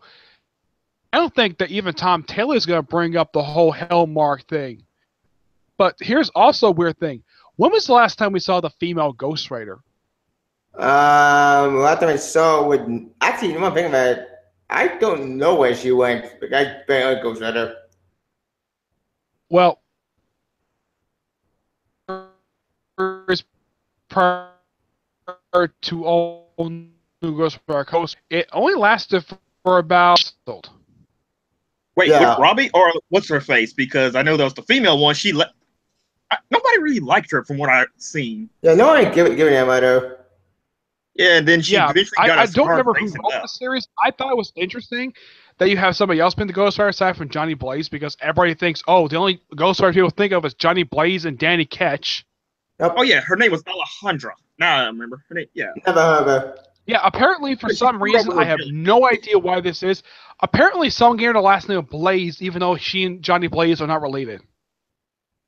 Yeah, that makes no I think it's sense. because it was because back at that time he was mentoring her. Plus, she was also part of the what was that bit with her, Venom, and X-23 and Red Hulk? Circle Oh, yeah. 4. Circle 4. Yeah, because she was also part of that too. Yep. She was in a couple of things, and then she lost it because apparently she made a deal with Mephisto. Idiot. When I last saw her It's kind of weird when it comes to her. at the end of the Ghost Rider series, she was she got heavy burns on her body after she lost the Zorthos. 'Cause Yeah, Zappos? wait, no, I don't think that was actually Zorthos. I think that was just the one. I think that was just Mephisto actually gave her the powers, Yep. Yeah, but not actually, here's the thing. First by a guy named Adam, and it's not the first man. It's just some random guy named Adam, who apparently made a deal with Johnny in order to give up Zorthos. Blaze. Apparently, she was a lot more violent of a Ghost Rider than Johnny Blaze ever was, and Oh, she she got a was chance to briefly fight Hawkeye for a couple issues. And she also made a guest star appearance in the X-Men series that basically started in, I think it was 2011. She made an appearance in the Point One issue. 2 times she appeared outside of that comic before her own comic ended after being around for barely a year. because nobody really liked Bummer. her. She was just not a very likable character. Yep. I don't know. I don't know. Maybe if she Speaking But of at least she wasn't like Lee Pierce when he was the Venom host of I hate CBS. Price. He was by far the worst host I have ever seen. And he's still Matt alive. Groening He's been still. hosting Well, them. No, Matt Gargan was the worst Venom because he was an actual cannibal. Gargan replayed of two of the worst hosts and replayed the Ben villain in Venom 8. Incredible. Why? Not Lee Pierce. hate Lee Lee Pierce Price. was playing Why won't he Bourne. die? Ugh. Wait, say it again, Nick. Mania is that the woman who's supposed to be hosting Mania is back and she's to fight Lee Pierce's Price. gang. Replay. Yeah, because she disappeared after the Venom comic got canceled, and then he switched to Guardians of the Galaxy, and that's the last time we ever saw her. It was Venom And Space she Knight. came back Venom at the Space end, Knight, during the last few issues of Venom Space Knight. We came back to Earth. which was And awful. For some reason, I don't know why this is. Robbie Thompson, I'm glad the fact Robbie Thompson remembered her because I think everybody else at Marvel got canceled. Everybody at Marvel practically forgot her, and it took Robbie Thompson 3 years after the Venom comic ended to finally resolve this little plot thread. Venom Spirit's not one of the worst series that came out that year. It was one of the he's one of the few writers that actually finished plot lines. Like everybody else has to finish anything Bendis does. Like Rick, who was it? Greg Pak. No, the other one. He was doing Deadpool. The one was doing Deadpool. He was also doing the Uncanny Avengers. He had to do the whole Rick Remender. Rick Remender never did the Deadpool comic. That was Daniel Way. For Gary Duggan was. Yeah, Gary Duggan. He was the one that fixed Rick Remender the whole entire thing with the Red Skull. Yeah, I got Widow at the blame for Charles Xavier at the end. Yeah, he finished that plot line. Like there was only a few people who actually finished plot lines, and other people started and never finished. And there was one other storyline from Rick Remender's Uncanny Avengers run that he did manage to wrap up before he left the book. Ran out of Rogue's head. Yep. Yeah, they probably got he did that with Wonder Man. At least they did some. At least somebody finished those plot lines. Yeah, and apparently, as of the last issue of Uncanny Avengers, apparently he and Scarlet Witch have kind of hooked up, and yeah, they broke up. Scarlet Witch decided to hook up with Dr. Voodoo. Yeah, I saw people talking about that. No idea why. Moving on to something that's human. Was Monica Rambeau. Well, then again, that was SJW Marvel, and apparently they wanted interracial couples was becoming a thing. SJW Marvel better die soon. I think the first one was Dean and Carol Danvers. Actually, what was up with the whole Spider-Woman and Captain Marvel? They were hinting that they were gay. What was up with that? I don't know. I don't. I saw that and I was wondering why did they do that? Because last time I checked, they both were very straight. I don't know. I don't read Spider-Woman. Actually, Spider-Woman got canceled. What do you mean? Squirrel Girl got canceled? Squirrel Girl is still being published. No. Spider-Woman got canceled. Spider-Woman got canceled. That's what I said. I also noticed that all these SJWs, they will always complain about how there were all these revealing covers with female bodies on it, and no one bat an eye when they saw a pregnant Spider-Woman on a cover. Yeah, I noticed that. Why did people get pissed off about that? And here's the thing: people at the time her last one published per child, and Dennis Hopeless never answered that question at all. They never gave the answer. That made me mad. Wait, they never said who the father was? Nope. In the entire series, they never answered that question. Nope. That made me mad. You'll never know. She popped up during the Doctor Strange tie-in for Secret Empire. She popped up for like a couple issues of Captain Marvel, Jessica Jones, and all they've done with her. Wait, that was Patty. It was Patty. Hellcat was another series that did horrible. I thought Hellcat was going to be interesting, but it was horrible. She-Hulk is a Hulk book that is not who really fights villains. It's boring. Like issue 4 or 5 to Hulk out. It's awful. I can't read that crap. Yeah, I pointed this out. I think that the writer was trying too much to emulate Peter David's run when Hulk was Grey Hulk. Yeah, it's terrible. But here's something interesting, though. I think that Jennifer Walter I think it's Jennifer Walter dies. Well, I think that the leader is trying to get rid of a lot of the gamma radiation in her body. Okay. And then what? When was the I don't know, but if you look at her before and after after Bruce Banner's death, apparently she got all of his gamma radiation, which made her a lot more bigger and bulkier than she was before. And I think maybe Leader is trying to fix the way she was before. I don't know. I think that's just because that's what they wanted. Because for some reason, a lot of the women were getting shaved heads. They were cutting their hair low. they were looking more mannish by the second. Yeah, I don't know why, but her last book prior to this current book, it had bad artwork. And I don't really know what was up with the artist of the last She-Hulk book by Charles Shaw. But writing-wise, it was terrible artwork-wise. Actually, Squirrel Girl also has terrible artwork because somebody actually, from what I've seen, they said somebody actually know the artist for Squirrel Girl, and they said this is probably the laziest she's ever been drawing a comic. Yeah, where apparently they draw her to be much more Mannish. hotter than usual. No, she's she cut her hair for some reason. She stopped looking cute. She looks more like a man now. She has no breasts, and she speaks like she has Down syndrome. I don't know what's going on with her, but I think that she's a great character. I have no problem. She does not need an ongoing series. I think what they need to do with Squirrel Girl is change the creative team. I say cancel the series. I say pull the plug. Squirrel Girl is Squirrel Girl. The reason why she was a fan favorite because she showed up every once in a while. She needs a mini, not an ongoing series, because she can't hold a comic for herself. Now you can bring on at this point. Early on, and as the most recent stuff they've done with her, it's a book, but I think that since Secret Empire, I think our book has kind of gone downhill because of Secret Empire. Even though our book never tied into Secret Empire at all. Yep. No, actually, everything was going down. Secret Empire was basically the nail in Alex Alonso's career. Because this was the last thing because that event, while it had great artwork and fantastic covers, it had a great start to it. It's all out, in my opinion. But it did not sell. It did not sell, period. I think by far, out of all the events under Axel Alonso's regime, this is probably by far the least selling one. No, this is probably the worst event that was ever to happen in Marvel in a decade. Hey, why? All the time, No bullshit event, anyway. Because it makes fun and there's proof. In fact, if you Google it, you can look in comic shops.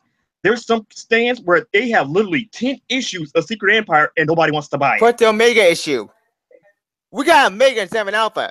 How does that make any sense? I don't know how Nick Spencer even still has a job. I'm no daughter. Here's the weird thing. Damnation miniseries coming out this year. Yeah. That's starting in March. Nick Spencer is one of the writers of it. I have no idea why.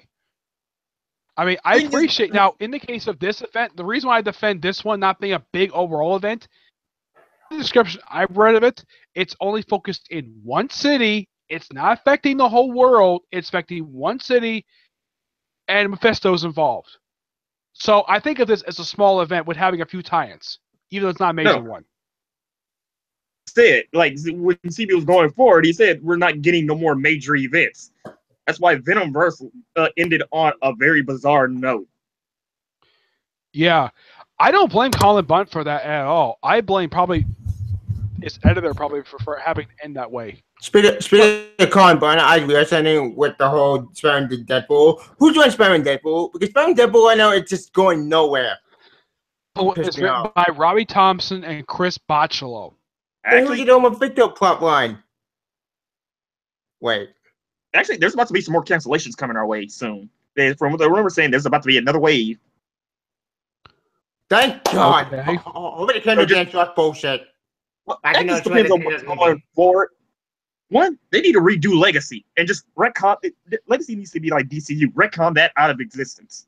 There are some books I feel as though they should just leave alone. Like some books right now, a lot of them are getting a lot better. Like Weapon X, when it started, it was nothing going on in the early issues, and then since that crossover with Tony Awesome Hulk, it's a lot better. Actually, Avengers, they need to get rid of all the teenagers because anybody can become Avenger. Apparently, they need some kind of requirement. Like it needs to be like DC, where you have the Teen Titans and the Titans in the Justice League, where they can go somewhere. One thing we kind of need at Marvel right now is a young Avengers group. And if they bring it back, perhaps they can retcon the previous series being all an illusion casted by Loki.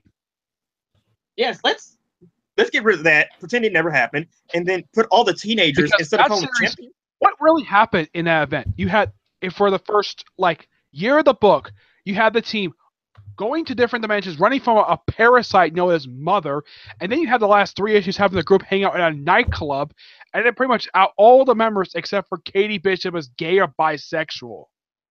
What? Yeah, and Wait, and you then telling Gabby me Rivera realized that Miss America Chavez was actually Latino. Well, actually, she's not even really Latino. She's alien from another dimension. Where Okay. apparently, it's weird because the mission was her dimension universe or dimension was born out of 2 female cosmic entities making love with each other. What? It's weird. Who wrote this stuff? Yeah. Gabby Rivera.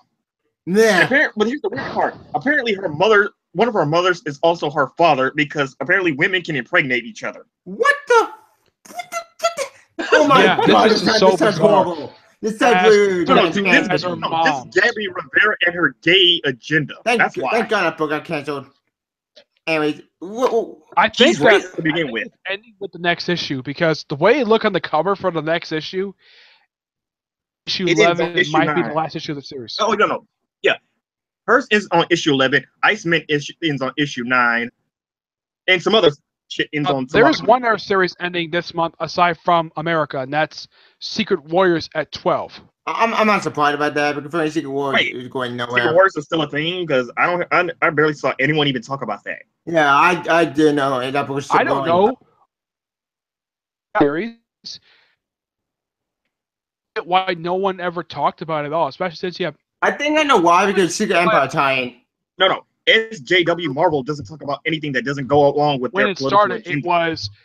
It was Quake, Karnak, Move Dinosaur, Miss Marvel. I think it was Inferno, and there was like a couple more humans in there, and then pretty much now with Kids Champions, Moon Girl's going over the champions.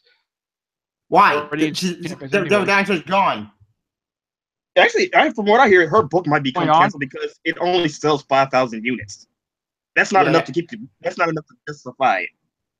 I like the And character Jim of Shooter- Moon Girl. I like her stories. It's Same. just that she is written in the book. I think the way that if you look at her the way she was written, let's say Secret Warriors, I think Matthew Rosenberg is probably a better writer than the person. Yeah, because Moon Girl Do is you- an all You ages think fun so, comic. Tibia? Huh? Oh, Yeah. Yeah, and Sorry. also something really weird. There was this one arc. I thought this was so odd. Alien fell in love with her. Oh, What? Again, I couldn't hear you. Yeah, a boy who was a Kree. Marv. Oh in the yeah, military, that did happen. Yeah, because he's right. a descendant of Kind of like the Marvel. Captain Marvel Jr. because he's wearing pretty much a Kree military uniform. For some reason, he fell in love with Luna. Yep. Because he saw how smart she was. What the and heck he are you liked talking him. about? Yeah, I'm I like, don't know. It's weird. this is a 9-year-old girl. Why the heck would you be attracted to a 9-year-old girl? Well, yeah, they're both the same freaking age. It's weird. Actually, we don't know because space is weird. Yeah. Since the arc wrapped up, that little boy has never shown up again. And as for the most recent arc, it's just called Fantastic 3, where it's kind of tying into what's going on in Marvel 2-in-1, where with the Thing and Human Torch for some reason. And Silver Surfer and Galactus showed up. Wait. Yeah, where Galactus Actually, what is Galactus is acting differently. I like the fact she had a conversation with Galactus. It seems like right now, it seems like almost everybody in the Marvel Universe has met Galactus. It's Betty White bringing Anybody who has Galactus. never physically actually talked to Galactus at all. outside of the Fantastic Four, the Avengers, or Thor? Yeah. Or I don't think Spider-Man's ever met Galactus, has he? I know mine. Well, I've met They actually Galactus. met. Well, technically, all the Marvel Earth heroes did meet him. They just it's just Galactus don't remember him because he was trying to destroy the planet, devour the planet. So Yep. he doesn't. I think the reason why he You- remembers reading Reed Richards because he actually talked to him. Yep. Well, And that Reed Richards also threatened him with the ultimate nullifier. Yep. basically nothing. Oh, and last time I saw that thing, it was basically in the Watcher's house. Yep. Oh, Wait. speaking of the Watcher, where the hell is the Watcher? Oh wait, he's dead. No. Shit. Where's Nick Fury Watcher? Yeah, Nick Fury Sr. Come here, Nick Fury Jr. Please, he's useless. I want to No, open he's Nick Samuel L. Fury. Jackson. He's relevant to the comics. Except Nick Fury Jr. Thing about Nick Fury Sr. Since Original Sin, he hasn't popped up that much. Open Nick Fury with Silver Surfer. He popped up in the first issue of Unworthy Thor, and he popped up for a couple issues of Black Widow, and that's it. And it took why is Jason it that Bourne apparently almost forever. Quay and Dan Slott, remember he's on the moon, but apparently no one else cares to go up there. I have any characters go to the moon. Last time I checked, Nobody's gone. doesn't the Watcher has like all these rare artifacts that could destroy planets if get into the wrong hands? Yep. His place was destroyed at the end of Original Sin. Well, it was It ransacked. blew up. No, the ransack actually not blown up. Yeah, I'm not sure what exactly happened to his devices. I know that one of his eyes is with the orb. Which he Oh disappeared. God, the orb. He just whatever happened to him? Because after Jason Bourne stopped writing Doctor Strange, he just left his own. The orb keeps showing up in every book he writes. And I ain't getting tired of the orb. Like I like the Orb because I like him in Astonishing Spider-Man and Wolverine. I like him in Science Spider-Man Wolverine, but he's been useless. Everywhere. He even popped up when Jason Aaron was writing Ghost Rider. Of course, Yeah. because it's his favorite villain. Or Dan Chastain with Doc Ock. I miss Orm on Doctor Strange. Yeah. I don't know. But Jason Aaron has that thing where whenever he writes a book, you can expect this character to make an appearance. Yep. Jason Aaron, it's the Orb. For Jim Starlin, it's Thanos and Pip the Troll. But Dan Chastain, it's Doc Ock. Yeah. Which Dr. Octopus, speaking of him, he never appeared in Silver Surfer. Nope. Well, actually, because that's too busy being his little love fantasy. Yep. Which for a title that he Nothing about what happened in Original Sin at all. Apparently, either you forgot what happened in Original Sin. Oh, maybe you just got a note later. Oh yeah, this happened, and he had Silver Surfer go to the moon. Wait, how did Silver Surfer not know that Galactus was the life bringer? I have no idea. Maybe no one told him because he was off in space. He often. But he has the power cosmic, so he should have known something. He has a link to Galactus. That's something. Yeah, but here's the weird thing. Galactus isn't devour planets anymore at all. He's the life bringer, and wouldn't he also lose the cosmic power is supposed to work if Galactus has changed his methods? Actually, I don't even think that even exists anymore because I don't even think Abrax even exists. Yep. Actually, which one is the DC? Because we've been talking with Marvel way. Catalog open for DC. Also, one question: is Captain Atom even good? Yeah, that material is awesome. Yeah, it is good. Seen Captain Atom since the Firestorm series. Yep, and plus, yeah, because the trade. Yeah, because the trade is coming out Wednesday. Awesome. I still want that trade. One thing I thought was odd for Captain Atom to do. I mean, in the book, for some reason, Tiffany, did you notice that his color scheme changed in the series? Yeah. Wait, was it the yellow? Did it go to the monarch color, or did it go to the original Charles? Apparently, he apparently got the color scheme on Major Force. Yeah. After 50, he went back in time. I know he had a son, apparently. Yep. I have 2 kids, but I'm not really sure if this is supposed to be pre-Flashpoint Captain Atom or New 52 or post-Flashpoint Captain Atom. Yeah, I was confused about that too. Hang on a second. Okay, yeah, because it comes out this Wednesday, and I was thinking I wanted to see what you guys said about it. So, go get it. Oh look, it's actually very good. $16.99. Oh yes. Seems like a lot of trades nowadays from DC either cost. Very rarely costs $14.99. That yes. Actually, this is 20. Actually, for some reason, Robert Venditti and Scott Snyder are the only books that go to $20. They go towards like 18 to 19 to maybe $20. I don't know why that is. But when I got the paperback version of All-Star Batman, Huh? Yeah, I got also For the hardcover, but not the paperback version for the books. Yeah, I got the hardcover for All Star Batman Volume 2, but I got the paperback for Volume 1, and I got the hardcovers for the Superman Reborn, Justice League versus Suicide Squad. I'm I sure love you Superman noticed Reborn. that of All Star Batman has different price tag than the hardcover version of All Star Batman Volume 2. All his books have different sell price. Like for apparently Trinity Volume 1 is more expensive than Trinity Volume 2. But then again, Francis Menopause I don't wasn't really know. on the book like that. But Yep. I did notice this for Justice League America. Apparently, both them on the. Do you know what the original? Do you know what the full price is for Justice League America, the Steve Orlando book? How much? It is $14.99. Oh wait, Steve Orlando.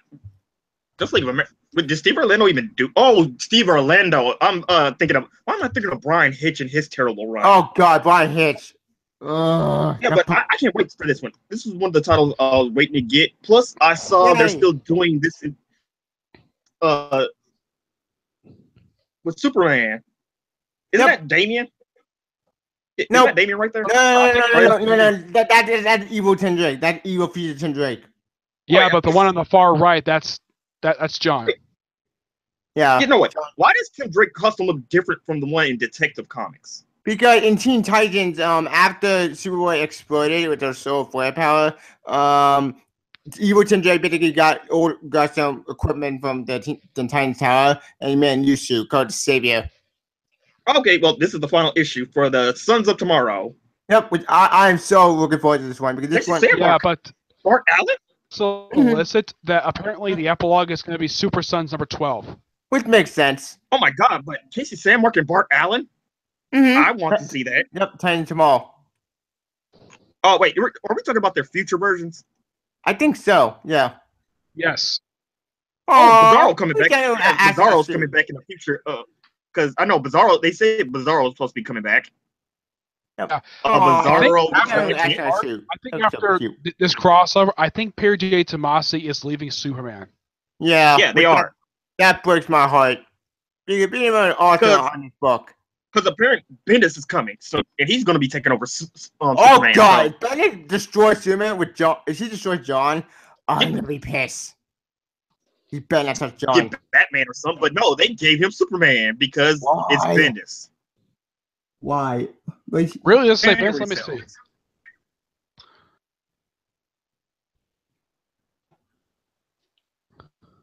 If Bendis destroyed John and destroyed basically Superman's marriage, Bendis only destroys things that he doesn't care about. Yeah, you'll probably very clear that he can do whatever he wants, and he would think. I think the end of the book probably have Rain Bendis in this says, "Don't make any major changes to the dynamic of you can do other stories." Don't kill John off. Oh no! Here's the thing. Rick Klein, the Green Lantern, because Jeff Johns built that shit, and Jeff Johns will be damned if he destroys it. Yeah. Vendetti actually almost destroyed it, but they saved it. They're finally showing Young Animal again. We got Mother Panic, Shade, Yay! Cave Carson, Cybernetic Eye. I love that. Yay! They're my two favorite. But here's the weird thing about all four of those books. Why is it that Doom Patrol is suffering through delays? I don't know. Why is Cave Carson coming out on time? Wait, Cave Carson, all the rest of the books come out on time, but Doom Patrol doesn't. Shade Shenango is weird. I don't get that book. It's like an acid trip. Actually, Nick, was Shade ever this weird when Steve Ditko wrote it? Yes. Okay, then. That's all I need to know. But also, for some strange reason, if you read the first issue, there is a building that looks almost exactly like Mansion. Wait, what? Doctor Strange's mansion. The Steve Ditko basically. Mansion in the Strange Man comic book, and have it be Shade's house. Oh, so it's weird. Oh, so basically a homage to the Sanctum Sanctorum. Yep. Just like how for Blue Beetle, he basically kind of based Blue Beetle on Spider-Man. Yep. So is Mother Panic also going to face the Joker? That's why. Because that'd be kind of interesting. Yeah, I don't get that. I don't read Mother Panic. From what I remember from talking to Jodie Hollister about it, the first year of the comic is supposed to be like her first year as a crime fighter. Ah, Says if she uses a particular villain, she has take out the toy box as it were, but it can't interfere exactly what's going on in other books when it comes to villains. But that when makes it comes sense. to I'm pretty Gotham, fine with that. like Gotham Academy, they put Clayface and Killer Croc in, but they could barely do anything with it because they're going on in the Bat books. Speaking of the And I can Bat- speaking of understand. Bat books, Like, you can't use Clayface because he's being taken over by Detective which I'm Comics. fine with. You can't. I don't know. There's only a few. There's a couple of dealers she could take on. Like I know. anybody. Oh, sorry. How about anybody from Talking like Kite Man, Film Freak, Cut Man. Atomic Oh Team, yeah. Tin Eye Man, the Polka Dot. I can't think of anybody Yeah, else. Polka Dot Man. Top King loves Kite Man for some reason, even though he's Kite a Man. D-list villain. Yes, Oh, War of yeah. Joking Riddles. I read it, and my God, for some reason, Kite Man is the only person who he gets beat up, but they don't do nothing with him. Kite Man was He just, awesome in that story. He made that story great. It was funny. It's just weird that way. But I love the War of Joking Riddles, and I love how basically Joker to laugh. Yep. Yeah, Let's see, that was and the weird. first thing is, Curse of the Zombie? What's There's that? 2 issues, and my God, that issue is very messed up. Curse of Brimstone. That's the dude who made a deal with, I think, Newt That's Aaron or one of the Justin Jordan. Wow. Yeah, I think this is the first ongoing series he's done since Green Lantern New Guardians ended. Oh. And isn't he? He also doing Nightwing New Order. Yeah. Then you I think is ending. I think the one issue This left. is his first. This is coming out for DC Heroes or DC Universe Heroes. It's that's what they're rebranding. After Metal. Okay. Yeah, he's one of the people. Well, no, it's somebody else. He got infected by the metal and he got superpowers from it. But yeah, he made a deal with Miro. To take a look at the artist, it's Philip Tent. I just did a trade today where I talked about one of his works that he did a few years ago with Tony S. Daniel when he did Savage Hawkman.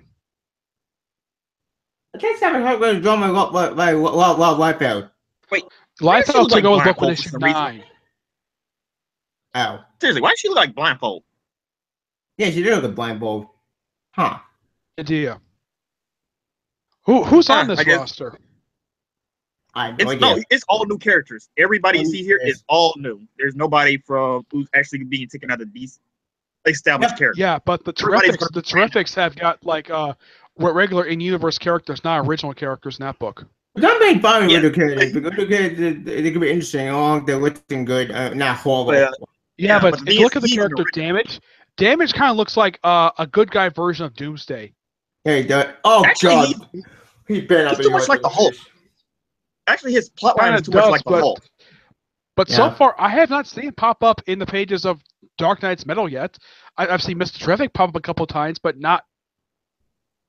When is Plastic Man gonna get out of that egg? Is he gonna come out in like the last issue? I should hope. I should Maybe, hope I he don't does, know. but it doesn't buy me yet. James Is Tennant, that yeah, he's going is the that the Immortal Man. unexpected? No, Oh, the Immortal Man. Man. Yeah, that's Yep. James Tennant the Fourth is also doing this with Yay! slightly do the artwork, and then And he's gonna stop. for 3 issues, then he's just gonna disappear like usual. Yep. This is Oh, the there's Hawkman. first book where Tiniep. This is the first #1 book he's actually done where it's not like he took off from another writer. I would say since they did Constantine the Hellblazer series. Yeah, but look, they got Immortal Man, they got whoever from Metal. Let's see, you got Razor Okay, Bull, Banner Savage. Hawkman, What's a Banner Savage? Oh, one thing I gotta know something about the character that looks like he's with the full beard. Yeah. The one who's That's Mortal Jason Moore doesn't he? Hey, it does. Yeah, like Jason Blood, yeah. But it's Not but that's I'm Immortal not Man. talking about Jason Blood. I'm talking about Jason Moore, the actor who plays Aquaman. Oh, him. Yeah, it actually does, but I don't know. Huh. Maybe that's because they took a little inspiration behind him. But yeah, they made Immortal Man really but- different. I don't think is all those faces supposed to be Vandal Savage on that cover? Yeah. No, what these do are you all look the at- Immortal Men who basically throughout the DC universe. Yeah, I think it's I supposed to know. be Vandal Savage. Ra's al I think Ghul, Ra's al Ghul's Hawkman, part of it. Immortal Man, whoever the bat person is, and he's brand new because he got infected by the metal. I remember reading about the Immortal Man. He's actually a member of the Forgotten Heroes. Yeah, he is. Actually, I liked him in Multiversity. Yeah, and he's actually an old character, kind of like Anime maybe as they back in the late 60s. Yeah, it's one of those And characters he where kind you of was hardly kind see of him. like an immortal James Bond. That's basically what the character was. Wait, doesn't he look like that guy from the Great Society? From Marvel when the Avengers killed off their world? He looks like, what's his name from Great Society? Which one? Let's The one with see. the mask or? Yeah, right here. Bill. He looked like that guy from the Great Society. Was he played I'm not their really version sure. Aha! of? Found him. Yeah, that's when the mortal men, they need, apparently this new character, him, apparently he's going to be a game changer, and apparently Vandal Savage wants to get a hold of him. Yeah, I think this is supposed to be a mini series.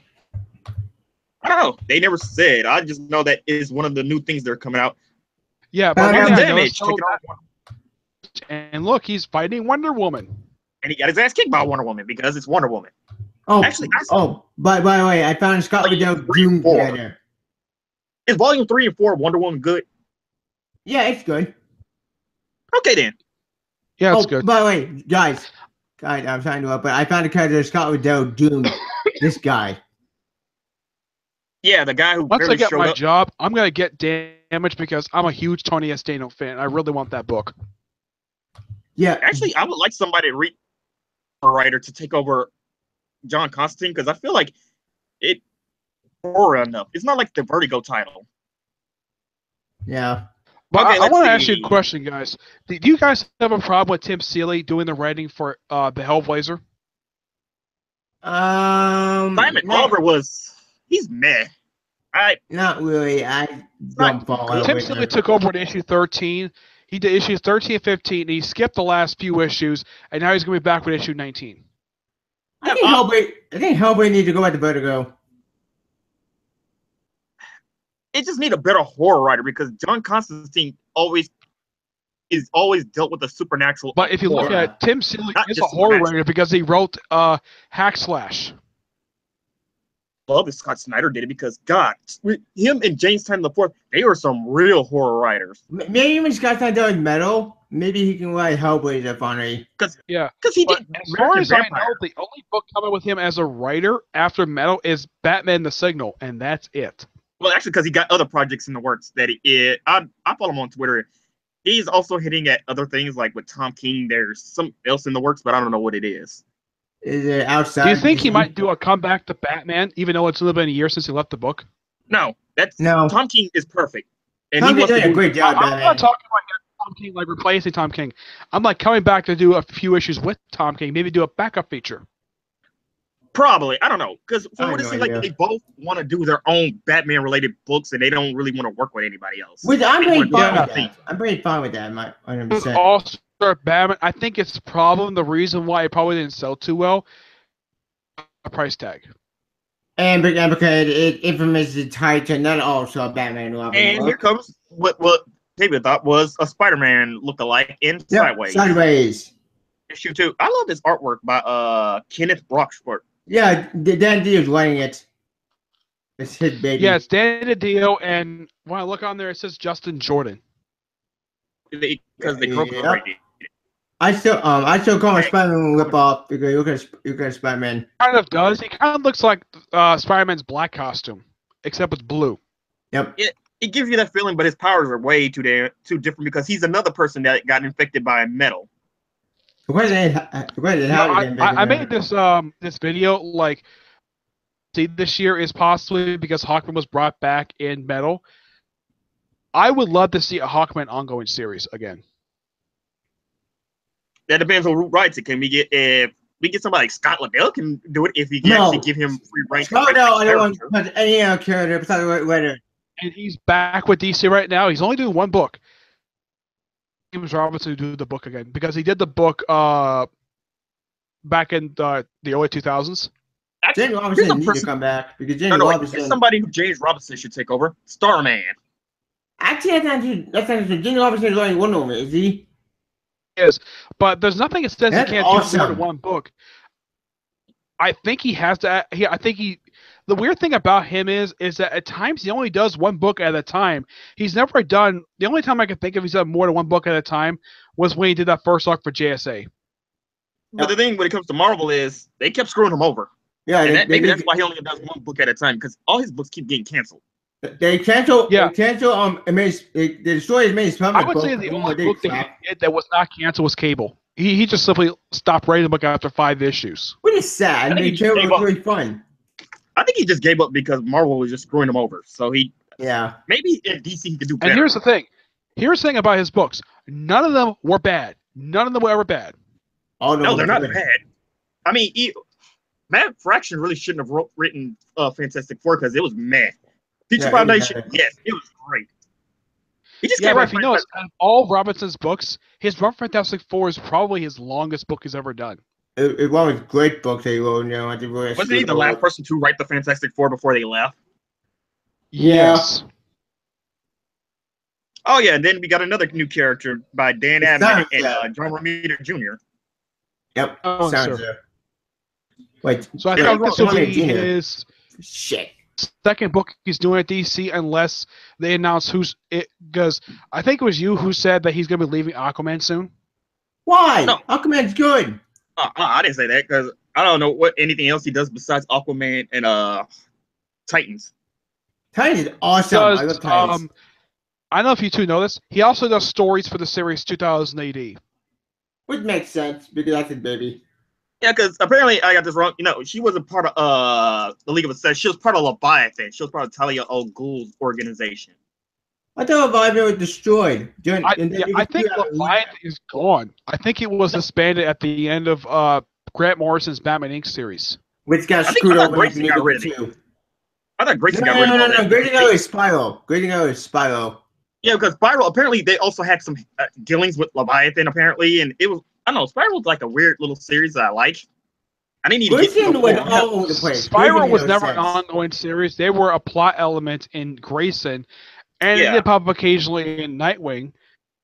But now The there's thing still a they did thing because With Dick Grayson was actually the second to last arc of Tim Seeley's run.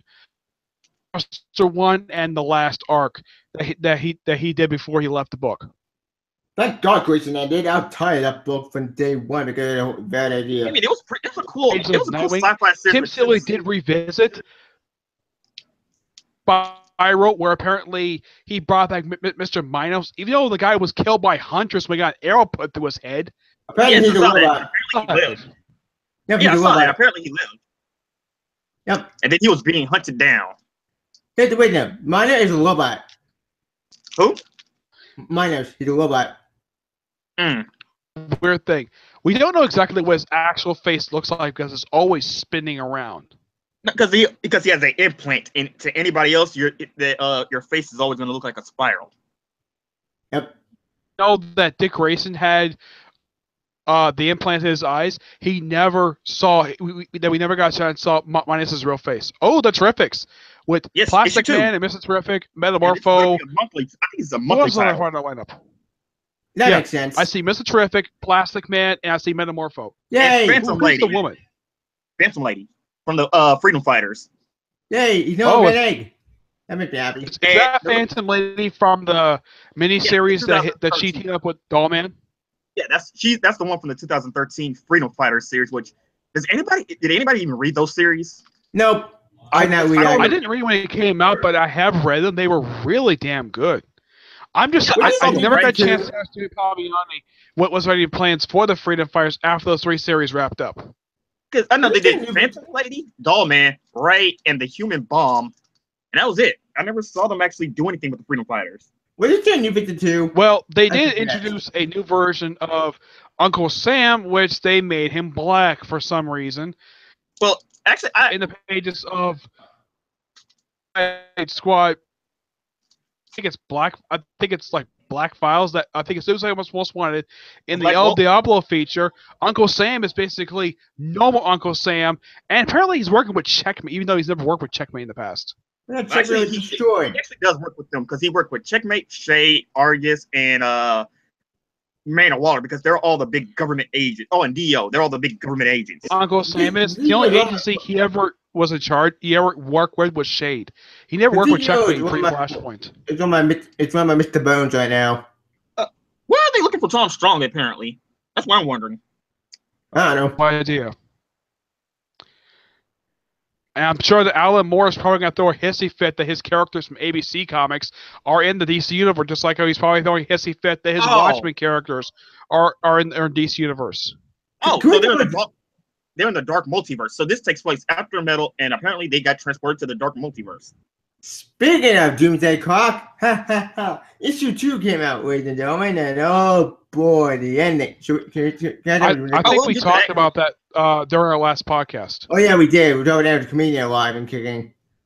Eternity Girl, which is done by Madeline Visaggio. Why? What's wrong? It's another person who's a big SJW on Twitter. God damn it. Apparently, one of the rise to fame is because they're transgender. Oh, great. Is this going to be a bad series? Wait, what's it about? Oh, let's see. It says Caroline Sharp has been a lot of things, including both a superhero and a super spy. Really? Wait, let's see. But now those days are behind her, and her powers proving unreliable. Caroline finds herself stuck in life, weighed down by her depression and the inability to change. You see, Caroline is going to live forever. Okay, so she's an immortal. Question. I didn't know is this published by Young Animal? Probably. If this is the second limited series that Young Animal has had. I didn't know. Oh wait, this is after February because Milk Wars goes on during. This is for March, and this goes on in and Milk Wars goes on in February. Oh, okay. Wait. Yeah, I just noticed something for his Cave Carson Cybernetic Eye. Did they just say issue 1? Are they restarting the numbering for Cave Carson? Cave Carson has an Interstellar Eye. That's odd. John Rivera's writing for. Because John Rivera's writing, not Jarrett Way, not Jarrett. And because he get an upgrade. So that's mean what's his? I forgot his name. Does that mean that he's just doing Doom Patrol now? Probably. Yeah. Yes. But he did. I think he was doing Shade the Changing Girl as well. Shade the Changing Girl is weird. That's somebody else. He only did Cave Carson and Doom Patrol. Shade the Changing Girl is weird. He did work on the title itself. He is credited as co-creator of Mother Panic. That is because he brought Young Animal in, so they kind of gave him credit for stuff. Let's see. It says here, after a year of multiverse hopping and fighting Milk Wars, returning to normal life and of digging and cave finding isn't just the same for explorer Cave Carson. Sure, he's got a podcast, really, a family, and that cybernetic eye, but reminiscing about times gone by isn't the same as living. Luckily for Cave Carson and his daughter Chloe, they're about to get sucked into an all-new adventure, literally, when they go spelunking in a black hole. But Cave Carson's cybernetic eye is going to be relaunched as Cave Carson as Interstellar Eye after Milk Wars. So basically, they're going to be in space now. Sure. Okay. Why not? It's Young Animal. It doesn't affect the main universe as long as it's self-contained. Yes, I know. Oh God, yes, it is Max Visaggio, because he's written this thing called Kim, and Kim is about these two people. One is a girl named Kim, and the other is a transsexual named Kim. Oh, it is a very terrible book. It's a really terrible. Just type in Kim and Kim on YouTube, and you can see some people do reviews on it, and they say it's a very terrible book. I'll look it up. Is it still being published? No, it got canceled probably. It's independent. Yeah. It's an independent book. It's indie. Who knows? It's an indie book, yeah. So Max Visaggio, yes, I know who that is, and it's a very terrible book. God damn it! What's that one? It's wrong. It doesn't destroy my Mother Panic AD. Oh, Mother Panic is being rewritten as Mother Panic Gotham AD. Yeah, so they're launching it seems like they're restarting all the. It seems like they're all the Young Animal books, adding subtitles to them. Wait, no. Sure. Whatever happened in Milk Wars, they're relaunching what number one because Shade the Changing Girl is becoming Shade the Changing Woman. Okay, so I'm going to Changing Girl probably end at the Milk Wars. Is Mother Panic still done by Jodie Holster, or they change writers? Pretty awesome. That's good. Right here. Similar. Let's see. After the fall of Milk Wars, okay. So Milk Wars is the big thing. Violet Page finds herself in Gotham City, unlike any we have seen before. 10 years into the future. Oh my God! It's one where Kathy Kane is the dictator or some shit that's been going on. I don't know. Because I know 10 years in the future, they said Kathy Kane is she's going to lead the Batman, and she's gonna become something terrible. Yeah, and evil Chinja if they try to kill Batwoman. Okay, so this is probably going to. Yeah, but the evil Tim Drake is from a different timeline than that other timeline. Oh.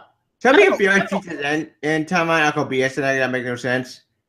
Future's End is never going to happen. They even said there's no way Future's End literally got retconned out of existence. It's never going to happen. What? Wait, why Bad Beyond of the Future's End? That's what you keep bothering me about. Just keep reading Dan Jurgen and just pretend it never happened. Think of it as a bad dream. It won't go away. Let's see. Gotham City has been taken over by the Collective, with Gala acting as a head city-state in a high-tech town with zero tolerance toward Cape Crusaders and mass vigilantes. That sounds like what's going on with Batwoman. Yeah, it does. Crap. What's a woman who has vowed vengeance to do? And what's happening to her mother, Rebecca Page? Perhaps the Joker, now a sad clown that makes balloon toys shaped like Tommy Gun. Seriously? Yeah. I mean, the Tommy Joker. Gun. He finally gets to write the Joker, just not the fun versions. Yep. Let's see, Shade. Is he tying that into the whole three Joker theory? No. Apparently, Jeff Johns is supposed to do that now. Oh. I thought Tom King, because apparently Scott Snyder just did an interview. He said Jeff Johns gave them like some room to talk about the Joker and stuff, but apparently he's supposed to actually fill that in Doomsday Clock, which the way Jeff Johns first said it, it was supposed to be their job. Well, I guess that job went out the window. I think the reason why that they're telling us Jeff Johns' job to do it is because he's the one who started the whole three Jokers thing. Yeah, but it looked like he wasn't. But he didn't answer any of those plot points like the button, Reverse Flash, none of that, or even Mr. Oz.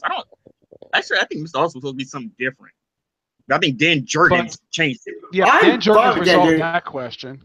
Yeah, I think that was awesome. Mr. Oz was amazing. I love that story. Yep, those plot points were supposed to be covered by different writers, and I thought Johns was supposed to let someone else do the whole three Jokers. That was during New 52 New 52 was awesome, but then that plan went to shit because New 52 was awful. Thank God. No, that was DCU. By the time Mr. Oz came, that's when DCU was getting started. Oh, I thought that was during the whole basically Superman Tomorrow arc. Let's see. Shade has shed her alien identity. She stepped out of the original Earth body and into another one. Now free from the burdens of any past life, and finally, on her own, she sets out to see more of her new home.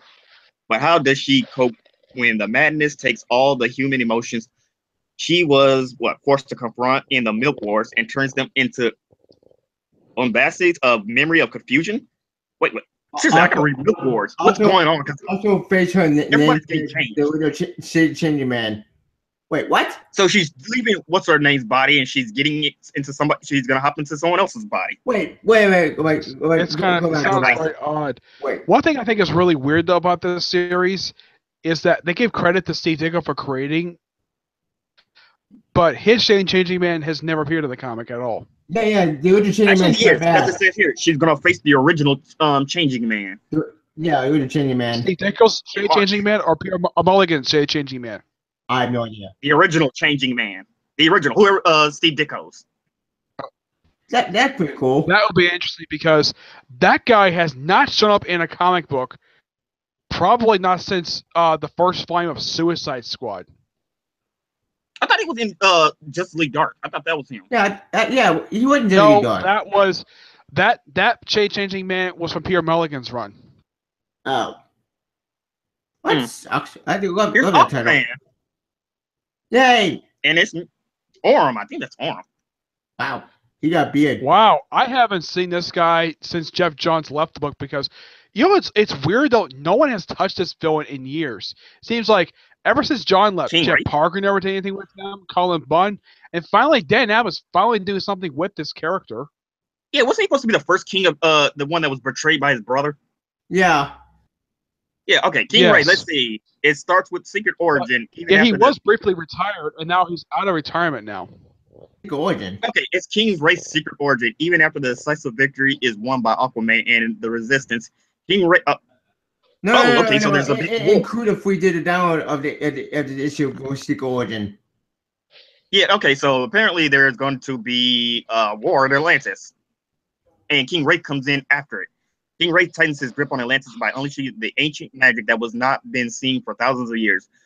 But little is known about the true origin of the man who calls himself King until now. Witness the shocking origin of the nefarious King Ray, the special issue. Oh, that's not Ocean Master. That's a new guy. No, it's King Wraith, the one that was in Jeff Johns talked about, and he just disappeared. Oh, I don't remember this guy. The guy they so So apparently, you think this guy revealed this guy to be Ocean Master? Speak of Ocean Master, Ocean where the Master. hell is he?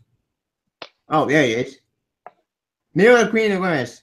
Oh, Yeah, and it says here, as the reluctant Queen Mira continues to work towards the peace between the surface and the sea, her rule is challenged by the King of Atlantis, Orm, the Ocean Master.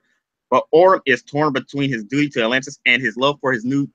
This still tying to Jeff Johns' plotline where he actually, I think, he married some woman or he stayed with her. When the hell One of did the that happen? I don't remember that happening. I don't know. Somewhere between after Throne of Atlantis, when he was about to leave the run, it was shown that Orm escaped prison. So it happened after Forever Evil. Orm got busted out of prison, and he went into hiding, and he was dating this woman. Oh, And that was the last he was seen. And it happened just right after Forever Evil. Yeah, but the animated movie. mm-hmm. Did you know who's doing the cover for that issue? It's Nicola Scott. Oh, Scott. Awesome. Yes, I love that art. Oh, It's so beautiful. Yeah, it looks so Her beautiful. first book she's done at DC since she left Wonder Woman. 999. Yay! Oh, the issue one pattern. And Red Roof take over. Red Roof is taking over both the art and the cover. Awesome. And Francis Francis Manapul is doing the cover. The variant cover. The General. Superman's journey through his time has crashed to a halt. At the end of the line, General Sam has Lois Lane ever talked to her dad? No, actually, in a recent issue, no, she did not talk to her ever since John was born.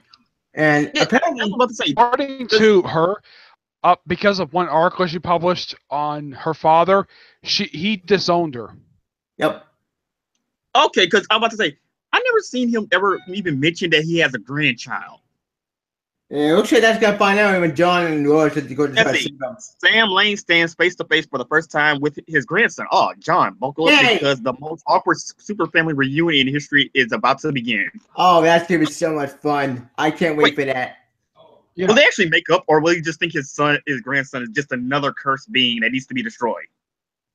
Probably not, because Who knows? He hates Kryptonians. The problem is that Superman Lois Lane is too much like Betty Ross when it comes to their origin story. Both have a dad that's in the military, that's a general of extreme power. It's just weird. Except Betty Yeah, but Ross here's the has big not difference. been usually doing. She's been Lois missing. is still married to the same guy, and Betty Ross, well, her marriage kind of ended when she was declared dead. Yeah, she actually She shared herself, and then no. Doc Green really killed her, and then that part, and then when the part got destroyed in the Secret Wars. Thank you, Secret Wars. Thanks. she's probably alive somewhere, and we just haven't seen her. Okay, Swamp Thing meets Batgirl. Actually, she has made an appearance. She did make an appearance for Civil War II: The Fallen. Oh dear God. Oh, I hate Civil War Let's see, II. Hope Larson. Anybody I remember? I don't read Batgirl. Is that Swamp Thing? Is Batgirl fighting Swamp Thing? Yep. Yeah, I was saying, like, after a Okay. series of attacks targeted toward women sweeps Burnside, Batgirl begins through a thorough investigation to find out the perpetrator. But she's not the only one searching. Commissioner Gordon is on the hunt. Doesn't he know that she's Batgirl? That's what I wonder. No. As far as I know, in this continuity, he does not know she is Batgirl. Why And not? I don't know if you noticed this. Apparently, neither Detective Comics or have Jim Batman. Gordon appear in the book at all, even though he's appeared, like, I think he appeared in the most recent issue for Detective. Yeah, and exactly. You just show It up. seems like neither He book showed up wants to in be Batman. the character at all for some strange reason. Wait, he showed up in Batman. He showed up in the first volume, and he also showed up in the War of Jokes and Riddles. Yep. But that's Yeah, about it. but aside from that, he didn't pop up in I Am Suicide. Well, kind of a good read because Batman's out of town. But it just seems like that half the time, it seems like that either Tom King or James Timm just don't bother having him show up in the book at all. It seems like the only books he pops up in regularly is Batgirl or Birds of Prey. Actually, yes, because I was noticing, maybe because maybe because there's a bigger plan going on with him, or maybe it's because ever since Bat Chaffee, people are just kind of, keep him to the sidelines because people really like Bat Chaffee. One other person who hasn't shown up in a while, I haven't seen him since the Monster Man crossover, Harvey Bullock. Well, I thought I saw Harvey Bullock in Later in the Outlaws. Wait, I don't think I even saw him in Batman, the first volume, or in Detective Comics. I don't think I've ever seen him, period. Well, he did show up in Night in the Monster Man, but you showed him in Touch Up Batman. And there's another character who last I saw her was popped up for like one issue of Detective, and that was in the first arc of James Timm's run for Detective Comics. Renee Montoya. No, Renee, she was in there for 2 story arcs in Detective by Francis Menopause and Brian Butzelot. No, I'm talking about the most. She did pop up recently. Popped up for a couple issues of Detective, and that's it. It seems like I don't know. I don't know if there's any plans for her at all. It just seems like no one wants to use her at all. Wait, I thought they was going to use her in Batwoman because I thought she was at least mentioned in Batwoman. I think she was mentioned in Batwoman. Yeah, but she hasn't appeared in there yet. But Batwoman does have Julia Pennyworth as a supporting character. Yep. And her father. Maybe they're waiting because they're going to bring the Question back, and maybe they'll bring Renee back as well because they're both 2 very iconic people when it comes to the. Who are you telling New 52 Question? New 52 Question should not even exist. Get rid of him and give me a real question. Okay. Yeah, I'm not sure whose bright idea was it to have the Question be a supernatural-based character. That was a stupid idea on the part of Dan DiDio decided to make him into something he was never. Back on Birds of Prey. Oh, look, they just went back on the Birds of Prey. Yep. Doing the cover art.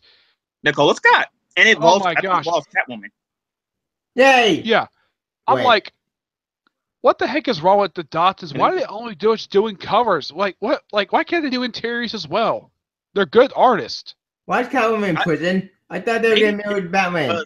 The less, the better. Because the less you're like, you only see their artwork and you want their variant covers.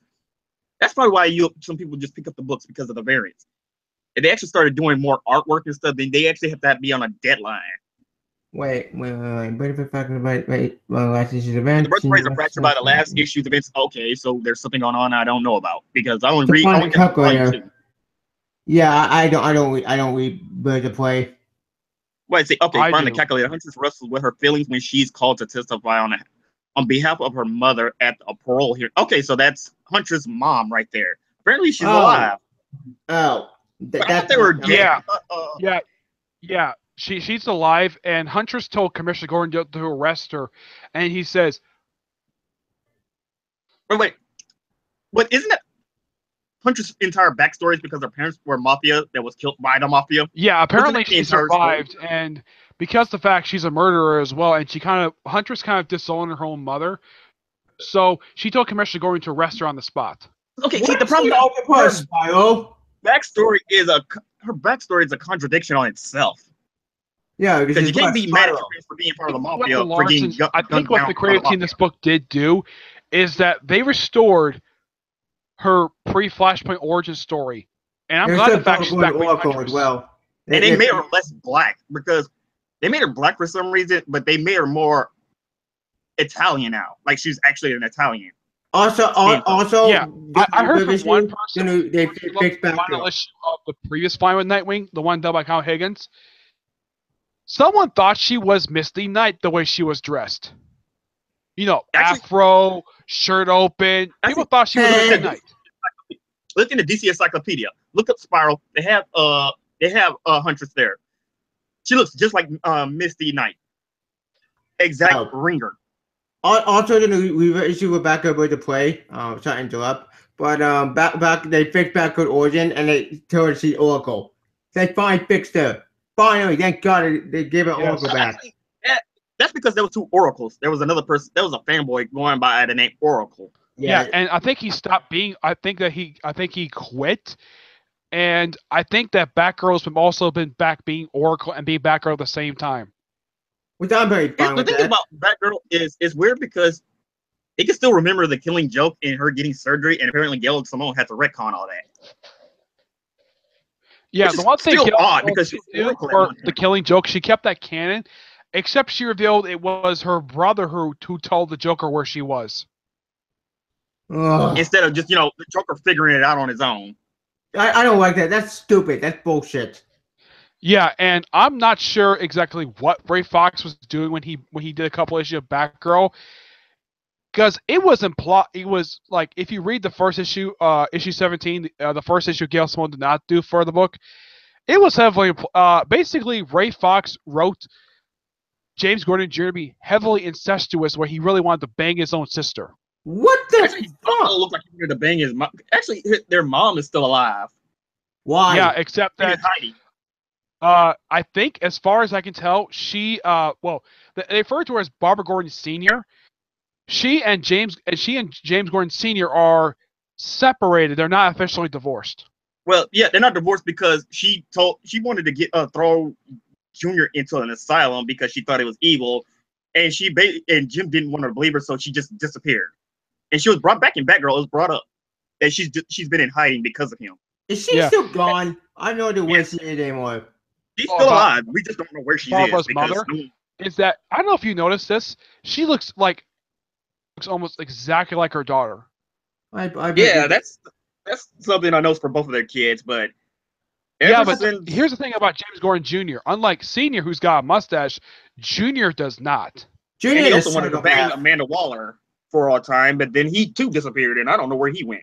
Personally, Yeah, I I don't don't wanna give a damn about this character. I wanted to just go away. Yeah, he wanted to bang Waller when she was thin. Now she's overweight. Good. Like thank God Uh, they fixed that. Actually, that's weird how she came back as an overweight woman. I'm happy about that. But frankly, Ivy on the Speaking of cover with garbage. Batman in the background. Everyone loves Ivy, parts 1 and 2. it's a two-part story. And Which it's I'm done by fine with Oliver that. Coipel. Yeah, the way it looks in the cover, it looks like she's going back to the New 52 costume. Wasn't Why? that basically what she was wearing the whole time? I know word of jokes are riddle. It was more of her, kind of her classic, but she's mostly been staying in New 52. I find Yeah. Let's see. Poison Ivy has taken control of every man, woman, and child on the planet, and only Batman and Catwoman have escaped her influence. But will the pair be enough to bring her down? Hey, Let's see. Yeah, but I wonder how 3. Ivy's gonna feel when she finds out the Catwoman and Batman are engaged. Actually, this is talking about it right now because it looks like she's gonna bring this up. Like, how's Harley gonna bring this up? How Harley gonna feel about this? Harley be happy. But at this point, I That'd be a wouldn't nice because of crossover that. with Harley Quinn, just to Yeah, see but where here's this. the thing between when it comes to Catwoman, Poison Ivy, and Harley Quinn. Catwoman does not have a thing for either Poison Ivy or Harley Quinn, because Harley and Ivy have a thing for each other, and Catwoman, the only guy she's ever wanted was Batman. Well, there was also Despite the as you fact remember- that what was her name? Jivan Valentine, the one who took over from Ann Nesenti. She outed Catwoman as bisexual. yeah, and then they Yeah. fixed that, and then they just Yep. pretended it never happened. I pretty didn't care about that stuff. I just ignored it. I just Yeah. whatever. Let's see. Yeah, they outed her as bisexual and had her kiss another Catwoman. Yeah, on the that lips. was weird. I didn't DC get that. undid it. Like I said, DC undid a lot of things. Like, they don't even mention Catwoman's solo run. Yeah, like the DCU with all New 52 and awful. Everything about No. the Kevin was stupid. There was a lot of things. Like when she became a crime lord. Yeah, but Black Cat's still a crime lord. SWAT. Yeah, Why but you make here's the me thing like about Catwoman? Catwoman's time as the crime boss. She only stayed that just for that one writer's run, and once that writer left, Frank Terry took over for the last 6 issues of the series. We had to go back to being a thief, and she moved and she basically went to New York City, where she also ran to the Penguin. And And also, during her run, they had the Killer Croc be our bodyguard. then she showed back up in Gotham, that weekly series for Batman. Batman Eternal. Man, what was it? Batman something. Batman and Robin Eternal. No, Batman But Eternal. she didn't pop up. He came up because they showed her father. That's when she became the Crime Lord, and then Batman and Robin Eternal. I guess they undid that. I guess so. Let's see. In part 3, domination heads towards a close. But can Batman offer Ivy redemption on her other side of this crime? Yeah, It's an epic showdown this between arc two they Crusaders. probably if they reveal if Catwoman tells Ivy that she and Batman are engaged, how's Ivy gonna feel about that? Ivy would not be happy. Ivy would be pissed off. Wait, what would Batman's rogues think once they hear the Bat and the Cat finally hooked up and getting engaged? That's something interesting. They'd probably be surprised that this happened. Oh look, Batman sends the sends father. Wait, By what? Is that Christopher Gage. Deadshot behind him? Hey, Deadshot. Oh yeah, the team And up. for some reason, he has the Will Smith look. For some reason, Sure. Well, the Why movie not? version costume. Yep. fine. I don't have a problem with the Will Smith costume at all Neither because do I. I've heard someone compare that to a cover from Gail Simone's Secret Six run. Wait, Yep. what's up with Batman Sins of the Father? This is the first time I heard of this. Oh yeah. I know what it is. Because in Trinity, in the way it's your Trinity issue, I forget what issue, but Batman and Deadshot trying to find his daughter from Cobra. Oh, Zoe got kidnapped. Yep. And they mentioned this is the second time this happened, and this is basically according to Batman, Deadshot is on 24-hour leave. Okay, so it's a deadly game of cat and mouse as Batman tries to stop Deadshot from killing former Arkham Asylum employees while also trying to determine just who he is and why he's targeting them.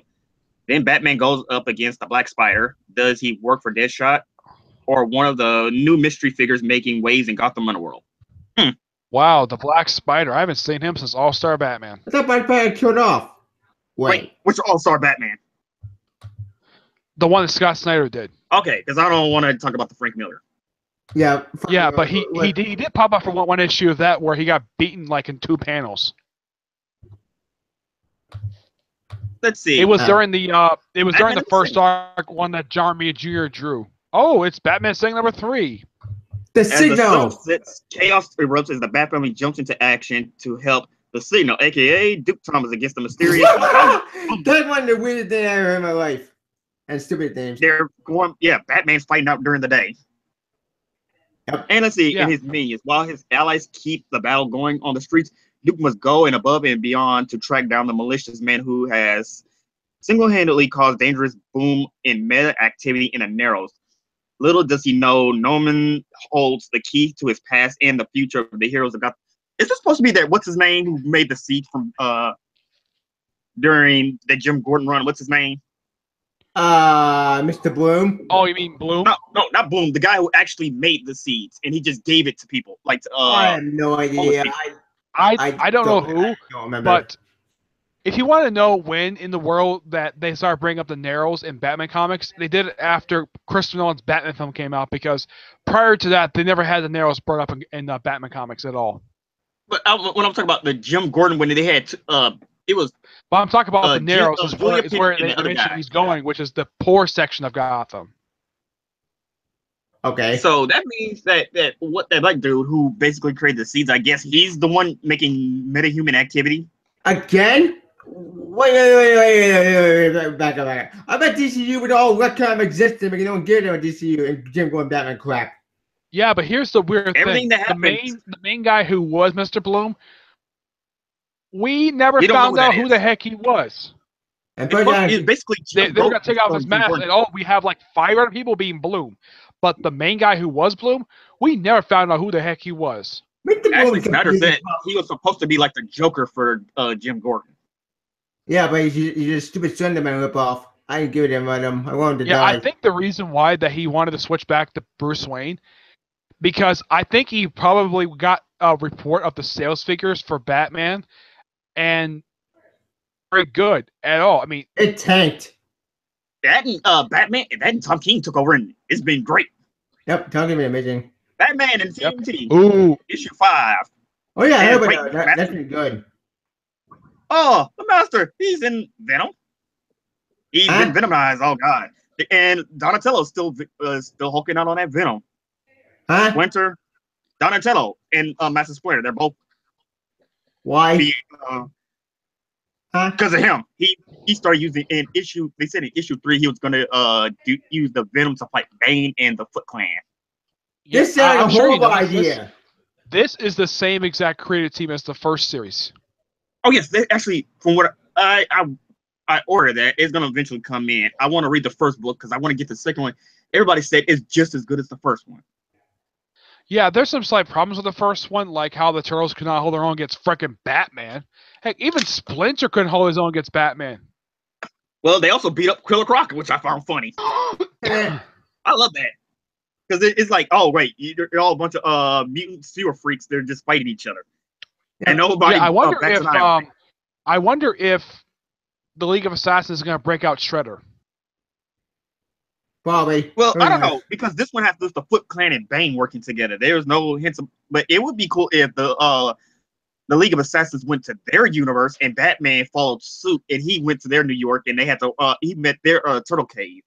That would be Oh, awesome. I want to well- see that to happen, damn it. Batman has an issue too. He actually went to the Turtles universe and he met April O'Neil for the first time. He already met Casey in the previous book. Question. Yeah, but I want him to go to their world and just see what he thinks of their world because apparently doesn't G.I. Joe and the Transformers all exist at the same time in the same universe? I Yeah, don't know. I there's don't one read the crossover I comics. think a lot of people do want to see, but knowing Marvel, this will never happen. Daredevil and Teenage Mutant Ninja Turtles. I would love to see if Marvel won't do it because they need See- bullshit. That's the problem. DC's taking chances like Justice League and the Power Rangers, Justice League and He-Man. Who would have ever thought that would be? That was awesome. Dirty Power would have made that. I love that Do story. you guys know what was the last two crossovers Marvel did with their company was? Image, Dark Horse.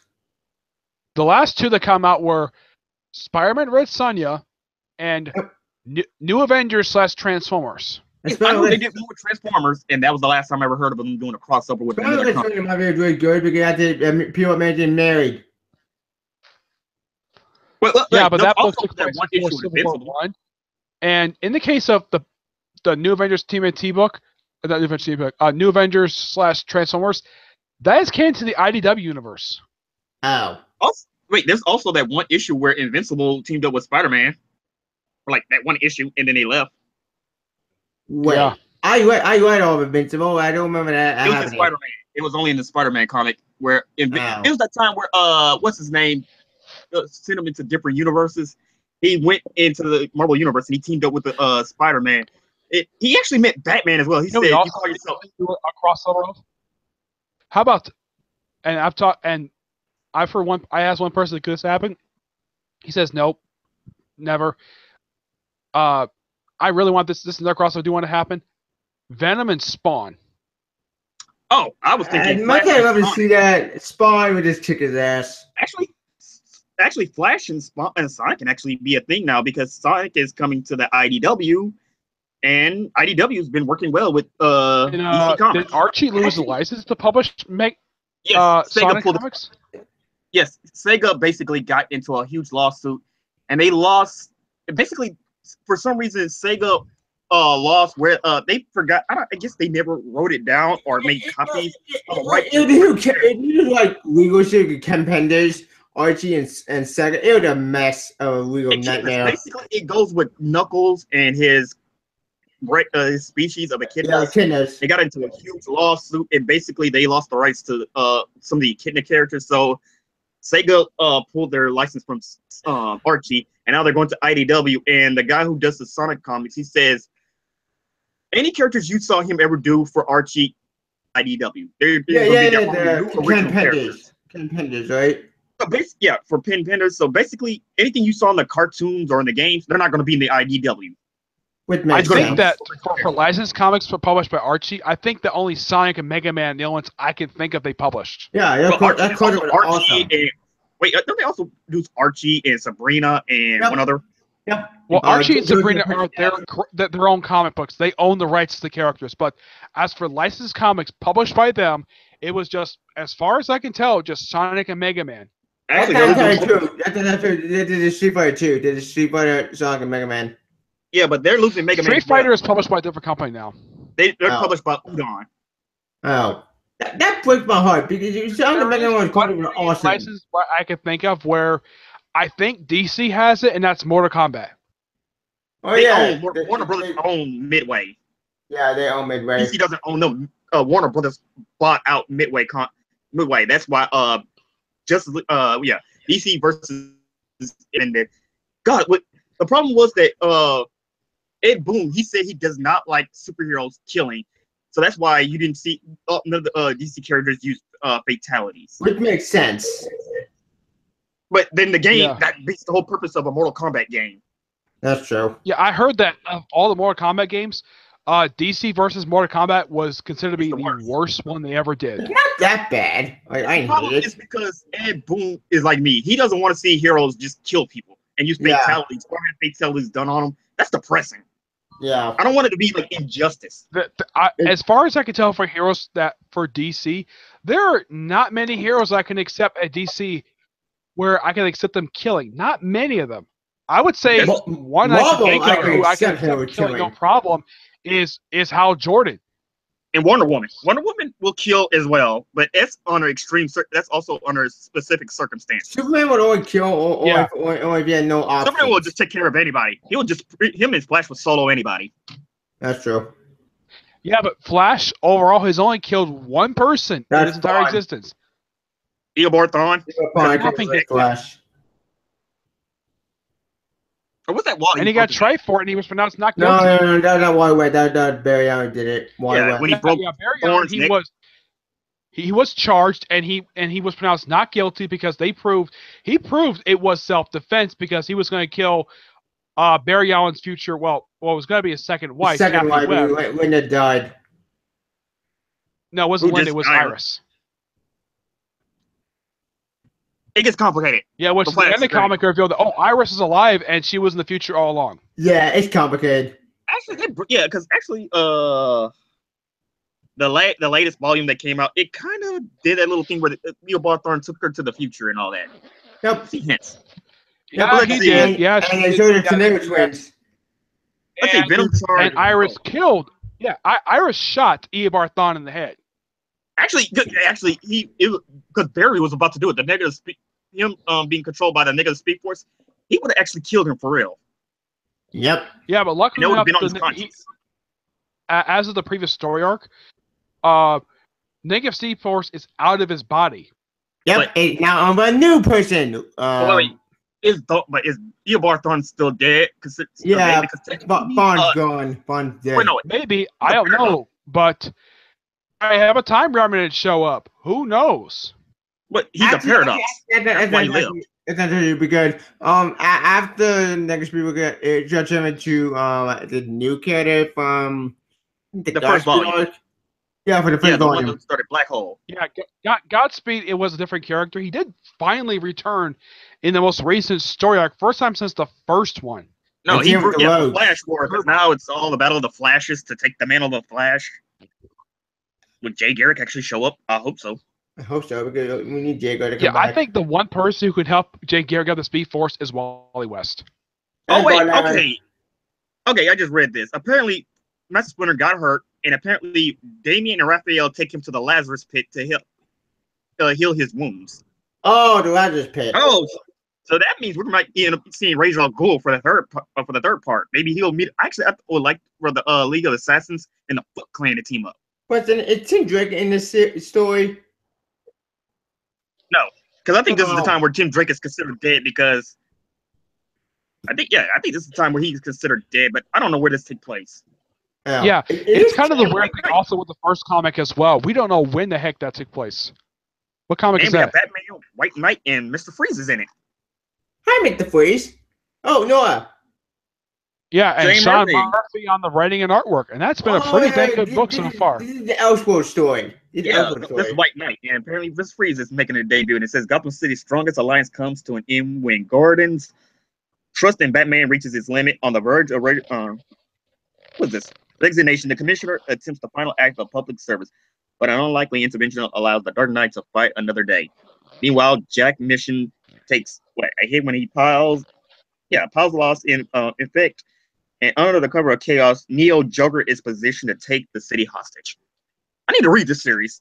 Yeah, I'm White waiting Knight for the awesome. When in Yeah, I heard it has some great shocking moments, and it basically it takes a twist on the Batman mythos from what it I hear. does. And Yeah. there's a twist. And Harley I Quinn. know So one I'm issue, I think it was it's issue amazing. 2, did raise some controversy I don't want to hear by it. having the 'Cause Joker in bed with Harley Quinn. No, I just want to hear read it for myself because I hear Yeah. it's awesome. Oh, I'm look, waiting it's for Bane this. Conquest. The character. Who's this? That is Is it Jason Bane Burr. series? Actually, what's been Chuck Dixon? His name is Jason Burr. He's the leader of Cobra. Actually, what's Chuck Dixon been doing? Because all I know is he writes this and that's it. Yeah, I know the way he's doing. He also writes novels. Oh, are they good? Wait, what kind of novels? I don't know. I don't remember the name of them, but I did see like a pile of them on his desk when I saw him at MegaCon Tampa this year. It's in here, but He recently did a series for Zenoscope. He did Yeah, my little He brother's did- into he Grim Fairy did Van Tale. Helsing versus Werewolf. He did Van Helsing versus Werewolf, which was I think the only Zenoscope comic I could think of he's ever done. Okay, so it says here to take on Cobra on his own turf, Bane will need an army, but what he needs and what he has are two different things. And what he has is 12 damn souls willing to follow him into hell for $1 billion payday. But first, they must be battle tested and Bane approved. And what are better tests than that? The abduction of one of Cobra's elite. The action is building into a fever pitch. Okay, where does this all take place? That's what I This was seems like a great wondering. story. I'm lost. Oh. Oh wait, this is the conclusion? I have no idea. Is this? I guess this is Isn't this supposed to be a maxi series of 12? Yeah, Maxi series. Yes, It's a it Maxi is. series. Because you said I it's think like that this is wrapping up this arc because it's not exactly one story arc for 12 issues. It's like two part. I think this is like three. I think it's like 3 or 4 parts. This one is. Batman Beyond, and is that Okay. Damien? Or is that No, Matt no, that's not Damien. That's Matt. Terry? Yeah, Terry. Why is he grabbing the Robin suit? I don't know. No, I think that's supposed to be Matt. Yeah. That's supposed to be Terry's That's brother. Matt. That's The Matt. long payback, part 5, payback vengeance against Batman is almost at hand, but the Dark Knight's allies won't let him perish without a fight. When help does arrive, will Payback decide that killing those closest to Batman is the sweetest. Okay, I don't know what's going on in Batman because I'm waiting for Volume 2 to come out. Batman Beyond actually is very interesting. Volume 2, holy shit. They did it with Russo. And The Joker shows up. He finally makes his debut in a way nobody saw coming. The Fall of House of Kane.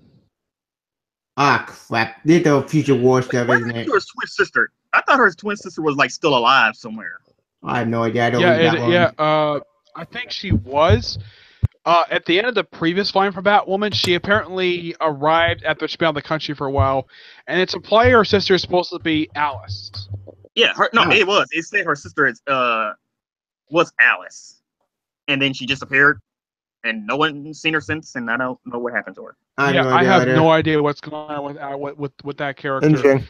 Because I remember reading the first issue when Alice first showed up, basically pointed out that when basically taking away all of her weapons, she was the way the artist was depicting Batwoman in the issue, she was being very sexual with her by like licking her lips, having her hand close to one of Alice's breasts.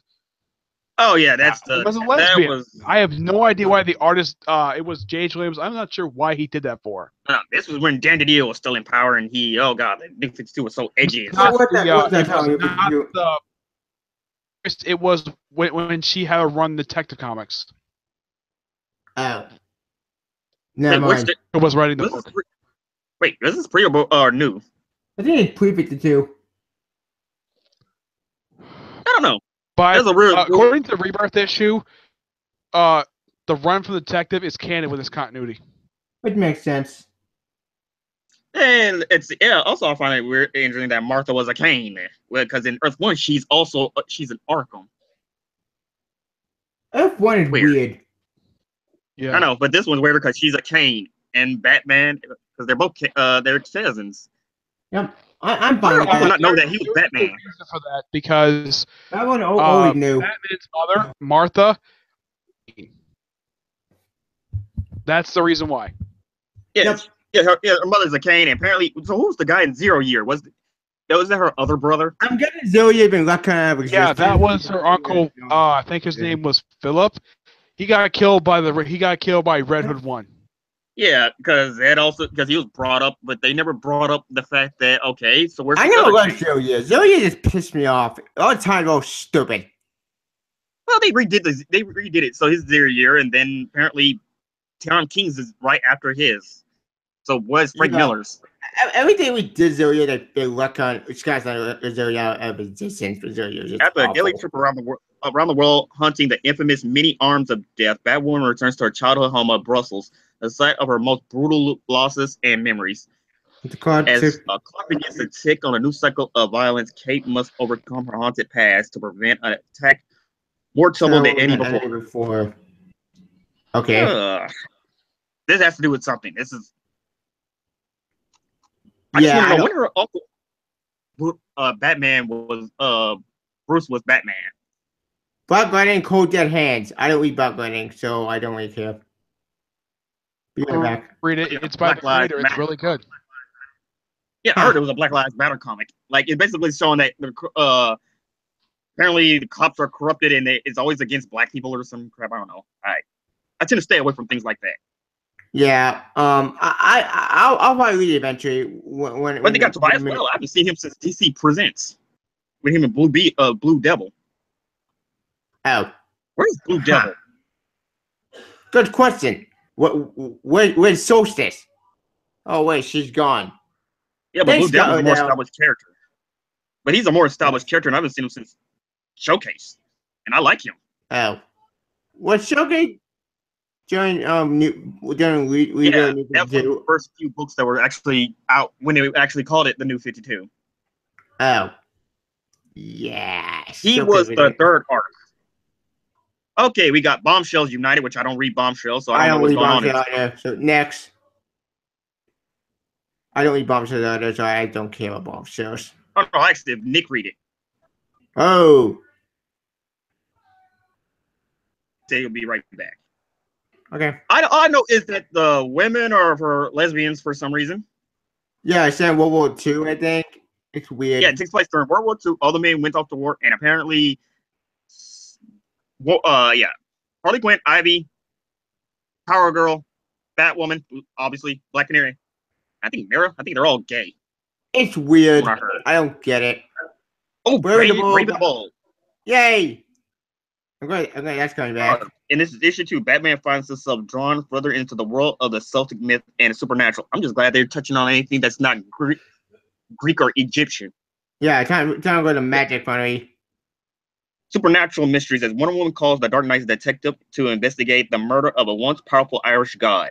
In a world where normal rules of investigation don't apply and any clue can be obscured by the charms of magic, the two Justice Leaguers must rely on each other to unlock the murder someone is trying to hide. Okay. This got my attention because it's nice that we're getting a different mythology. Yeah, about damn time. I'm just glad they acknowledge there's other things besides Greek and Egyptians. Yeah, like, I might not love Greek mythology. We need a big Greek mythology because, oh shit, the lady went on awesome with Zeus to the dark side. That was amazing. I love that fight. I don't read this, so I don't know what's. But I see. Let's see. We got the Demon. We got the Spectre, and we got Zatanna. Wasn't that series not that good? I heard all of them come. It's Neil Adams, and Neil, you know how Neil Adams is. Yeah, it wasn't that good. Oh my god! But then again, he's a legend. He's also another legend in the comics book industry. So, I'm do whatever. Yeah. I never read on Earth. Holy shit! That series been awesome. That series very like meta. Well, not meta. It's been like insane. Okay, so they apparently after their big journey, they begin their siege on Death Valley Dimensional Terror in Hell. The bloody and epic battle against Hell's armies. Will our heroes succeed in stopping all Earth from being transformed, or will a surprise addition in Hell's forces tip the scale forever? Oh no. Oh, by the way, yeah. By the way, Madame Xanadu is in that book. Yeah, it looks like Madame Xanadu right here. Yep, she had a shirt of a new issue of that series. Is that Merlin? I had no idea.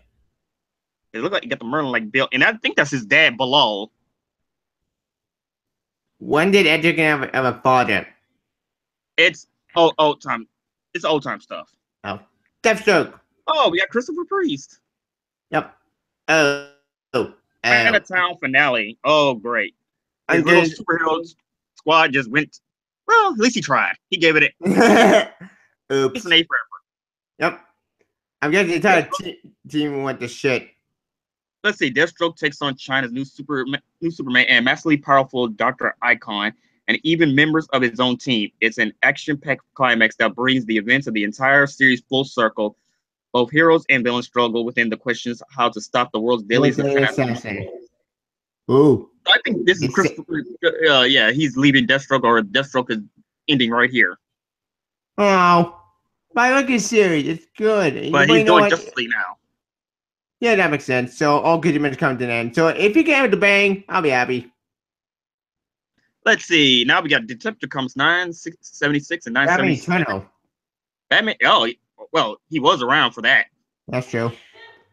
Let's see. Part With his team completely shattered, Batman must confront Red Robin about the future of his partnership, if there even is one. And see, Batwoman is reunited with her father. The leadership of the colony is in her hands. Okay, so it's going like Batwoman. Okay. But should she take it? And if she does, what is it supposed to do about a problem like Batman? Oh, okay, no. so I guess they're setting up the future timeline. Crap. That's not good. That. But you know, Hey, we got Flash. The Detective I'm looking for, I love Detective. They can't even not going to pull with every single issue. So I am intrigued. Okay, we got the perfect storm. The Flash teams up with an unlikely ally as he fights for Central City's rages on. Meanwhile, Grodd sinks his telepathic teeth into the Flash family as he tries to finish Barry Allen once and for all. Part 5, with the Flash family hot in the heels, Barry takes the fight to Grodd. If he's going to survive, he'll need to steal his powers back and stop Grodd by any means necessary. Wait, does Grodd got Speed Force power again for New 52? Hey, that was awesome. That was awesome. I like Francis Padala and Brian Pacello's work. I did, but I didn't like what they did with Wild West. Wait, that Vendetti. Gotham City Ray Kate. Grodd. Is he? No, that's Grodd. That's the Elseworld story. But did you think Mad Max, but with Batman? Yeah, yes, you guys told me that. Basically, Earth 13. No, Yeah. 13. Earth 17. It's weird. Yeah, because Earth 17 is the post-apocalyptic Earth. Yep. Robo. And this time, we finally got John Diggle, Black Canary, and she's got the red R. So she's Speedy now. She's gonna call herself Speedy. I don't know.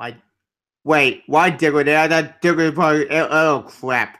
I thought we were doing LL. Wait. No, he came back. He's actually a member of the actual thing now. As long as they don't screw Arsenal again, and Arsenal don't turn, I'll be happy. We got on Scott. Let's see.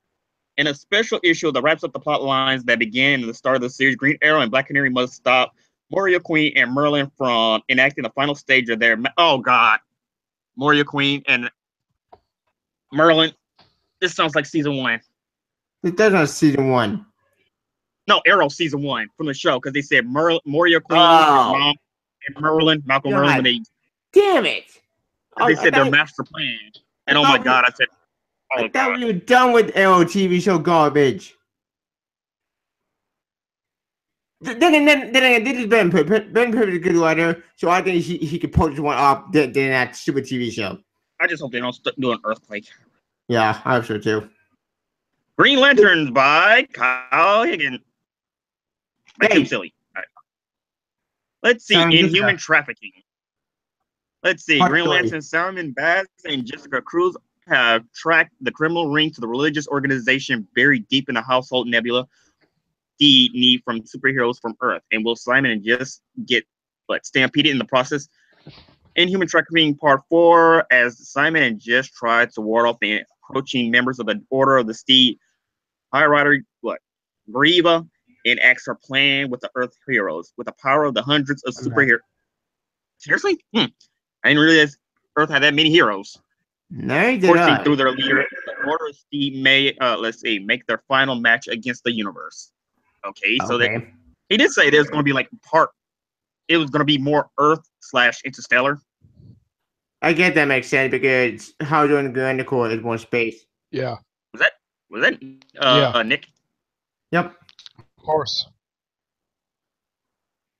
Yeah, we just went over Batwoman. Oh, look, I'll join the Green Lantern Corps. Speaking of the devil, Oh wait, let's see. Hang on a second. We just went over Batwoman. Yep. She's. Let's see. Let's go back a couple of pages.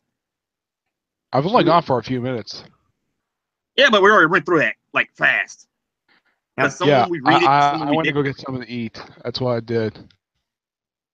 Okay, we Yeah, I stopped. think it was Black Lightning when I left. Yeah, When I I asked, left. do you still read Bombshells United?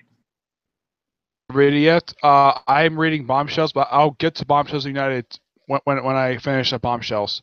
That's an interesting thing. Brave of This the issue Bold, two Wonder where Woman. Batman is basically helping Diana. So apparently there's something going on with the Celtic Yeah, gods, and now he's helping her with somebody who's basically using magic to erase a crime scene, and she needs his help. I don't read Dead Man because it's by Neil Adams, and Neil Adams is Neil Adams. I love And Timmy Neil told Adams. me He's a great artist, and I really like that. I really like the series. Well, no, that's why I said the problem is Neil Adams is a great artist. He's not a very good writer. I've never had a problem with anything he wrote. I mean, I actually really enjoyed the last two series he did, which was Batman: The Odyssey and Superman Coming into Superman. Oh God, almost a lot of people hate Odyssey because Batman with rock and roll music and guns, and it was weird. The rock and roll thing, that was not Neil Adams. That was Gerald Jones in Fortunate Son. Well, it was something what he did with. Didn't he have guns in Odyssey or something? He started out with a gun in the first issue, but he proved that it's not useful to use a gun. And we were talking about the demon hell on Earth, and I was talking about, oh yeah, I was asking Timmy, is that Merlin right here? Demon's good. No, I mean, is that Merlin? Yeah, that's Merlin. That must be Merlin because white beard. And I see that's his dad, Bilal. I think behind him, Etrigan is supposed to be Jason. Stroke. Or Is the that the Spectre. final issue of the series? Yep, this is the one where he takes on the Justice League of the China and his own team, Yep. and it all comes ending right here. That's supposed to be the final issue of the overall series. I guess so because the pre one Justice League, so we're gonna went and Yeah. Justice League with a bang. I don't know who. Priest at one time was doing two books at the same time. He did Justice League Task Force and the Ray. Ooh, Detective Comics. Oh yeah, this is basically going on. Shipping twice This is monthly. basically, whether if Bruce and Tim can ever work again, and then the part two goes with Batwoman. Her dad gave her leadership over the colony. I was telling Tavia, is this the part where she becomes like the evil dictator in the future? That's what I She starts wonder. becoming that version. Yeah. Storyline. It's called Batman Eternal. Yep. Eternal. I think it's named after Batman Eternal. Yeah, Yeah, and this is the part where the Flashes, the little perfect storm. Yeah, the perfect speed storm. Yep. And what's her face? Wait, is that the Flash from China? Or that's the other one? Might be the Flash of China, but I can hardly tell because of that artwork. I have no problem. The artwork is a bit bizarre. That is the original artist who did this volume, Carmine Di Delgado. It's a really bizarre name. I don't know, but apparently Grodd is coming in part 5. Grodd makes his big debut entrance Yep. again. Yeah, it's about time he showed up because no one's seen him since Forever Evil. And Forever Evil was And the. Gotham Garage, I don't read it, but I heard that is basically Earth 17. It's Mad Oh, Max. and I was telling Xavier, one, is his sister going to call herself Speedy now? She got the whole red arrow thing, but Red Arrow. also this sounds like Isn't this me, or the way she looks in that picture? They kind of base her look on the TV Thea show. Queen from Arrow. Yeah, because actually, Moria Queen and Merlin are enacting their final stage of their master plan, and it only Green Arrow could stop. I was like, someone tell me, oh God, is this the season 1 of the Arrow? Please don't let it be. Not season 1 of Arrow. For one thing, Moira was not evil at all. She worked with Malcolm Merlyn. She just happened to work with him. She wasn't evil. I mean, the main villain was obviously Malcolm Merlyn. Yeah, And this I'm is wondering like how the same thing going on in the TV show because they both were working together, but they weren't like evil, full evil, like Pearl was. But here, I don't know when they're gonna have in the comic where Black Canary meets Green Arrow's mother. I thought she was dead along with his dad because I never seen her once throughout this whole entire run. What? Green Arrow's dad, or you mean his mom? Because as long as I've been reading Benjamin Percy, because I'm reading the trades, I never once heard mention of his mom. Not really, no. But here's kind of the weird thing. Prior to this arc, Moira Queen has never appeared in present day in Green Arrow comic because she's been dead for years. She died in a plane crash. Yeah, see, that's the thing. And now apparently she's alive, and this sounds like the freaking plot from Arrow season 1 when they worked together to enact some kind of master plan. Because John Diggle's there. It just seems so very convenient from the TV show. And then we get Green Lantern. Yeah, but that John goes bald. This one already. I think we got to how join the Green Lantern Corps. Yeah. Now we're on to we're going on to the because I know they had something to go on with the New Gods, and then now they got something going on with Zod. Yeah, Zod's will. Yep, Zod. Because I don't think Zod has ever appeared in a Green Lantern comic before. He actually appeared in I don't think he ever interacted with Green Lanterns. Nope. Let's see. Hal tries to control Hal's ring. Oh yeah, because Hal is still made of. I thought they fixed that where Hal is no longer made of will. I don't know. But the power of the ring is overwhelming. Hey, that doesn't make sense. And the finale, Hal versus Zod in a one-on-one brawl for the fate of the corpse. How can the greatest Green Lantern all stand against the might of the ruthless general from Krypton? Are they actually going to do the whole new Krypton storyline as well? Oh, look, it's Frank Terry on Harley Quinn. Yes, because I see that Jim Bomladi and Amanda Connor are basically gone now. Like Amanda Connor does the cover. Yeah, but she doesn't actually do the writing anymore. So that doesn't count. Who knows why? Maybe, I guess maybe 37 is, I guess that 36 is as far as they want to go with this volume. I don't read Harley Quinn, so I don't care that much. 4, 5 volumes plus 3 other 2 spin-offs involving her game plus so many specials. Volumes. I know it's like, I think it's like almost 10 trades that collect their run. 10 trades? Because you got her specials that Harley's Little Black Book, Harley's Valentine's, Harley's Christmas, Harley in the game, Harley, and then there's the solo series that just features the game, her game. And I thought Batman was oversaturated Quinn. Harley Quinn is way oversaturated Deadpool. They wanted Deadpool. They tried to rival Deadpool with Harley Quinn because she's a fan favorite who's crazy. With that fan favorite. Yeah, with this one, as far as I know, they have not done any I think they may have done one special, but a one-shot or a miniseries. It's just basically just Harley Quinn. Yeah, because I think that because they realized that you can only do Harley Quinn so many times before she gets oversaturated like Deadpool. Even people. There is the miniseries going on right now where she and Ivy are basically meeting Betty and Veronica from Archie. Yeah, I thought they switched bodies. They did a whole little body switch. So yeah, that's you can only do so many fourth wall breaks before it gets old. Like here it is now, Betty and Veronica. Yep. Why isn't Mark Waid on here? I thought he was still doing Archie. As far as I know, he's still doing Archie, but I like the fact that Paul Dini's writing the book too with Mark Andrego. Well, that's because Paul Dini really knows how to write Harley. Yeah, Paul Dini created Harley Quinn with Bruce Timm.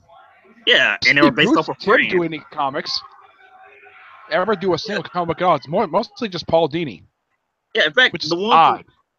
The Harley Quinn from the Batman the Brave and Bold cartoon, that's what their friend looked like when she dressed up like I forgot what you call it. Look. That's what she was originally supposed to look like. Yeah. Flapper. Let's see. Oh look, it's the Hellblazer. We got Hellblazer and we got Injustice. Wait, is that Blue Bird? Or Blue Bat or whatever she used to call herself? It's good.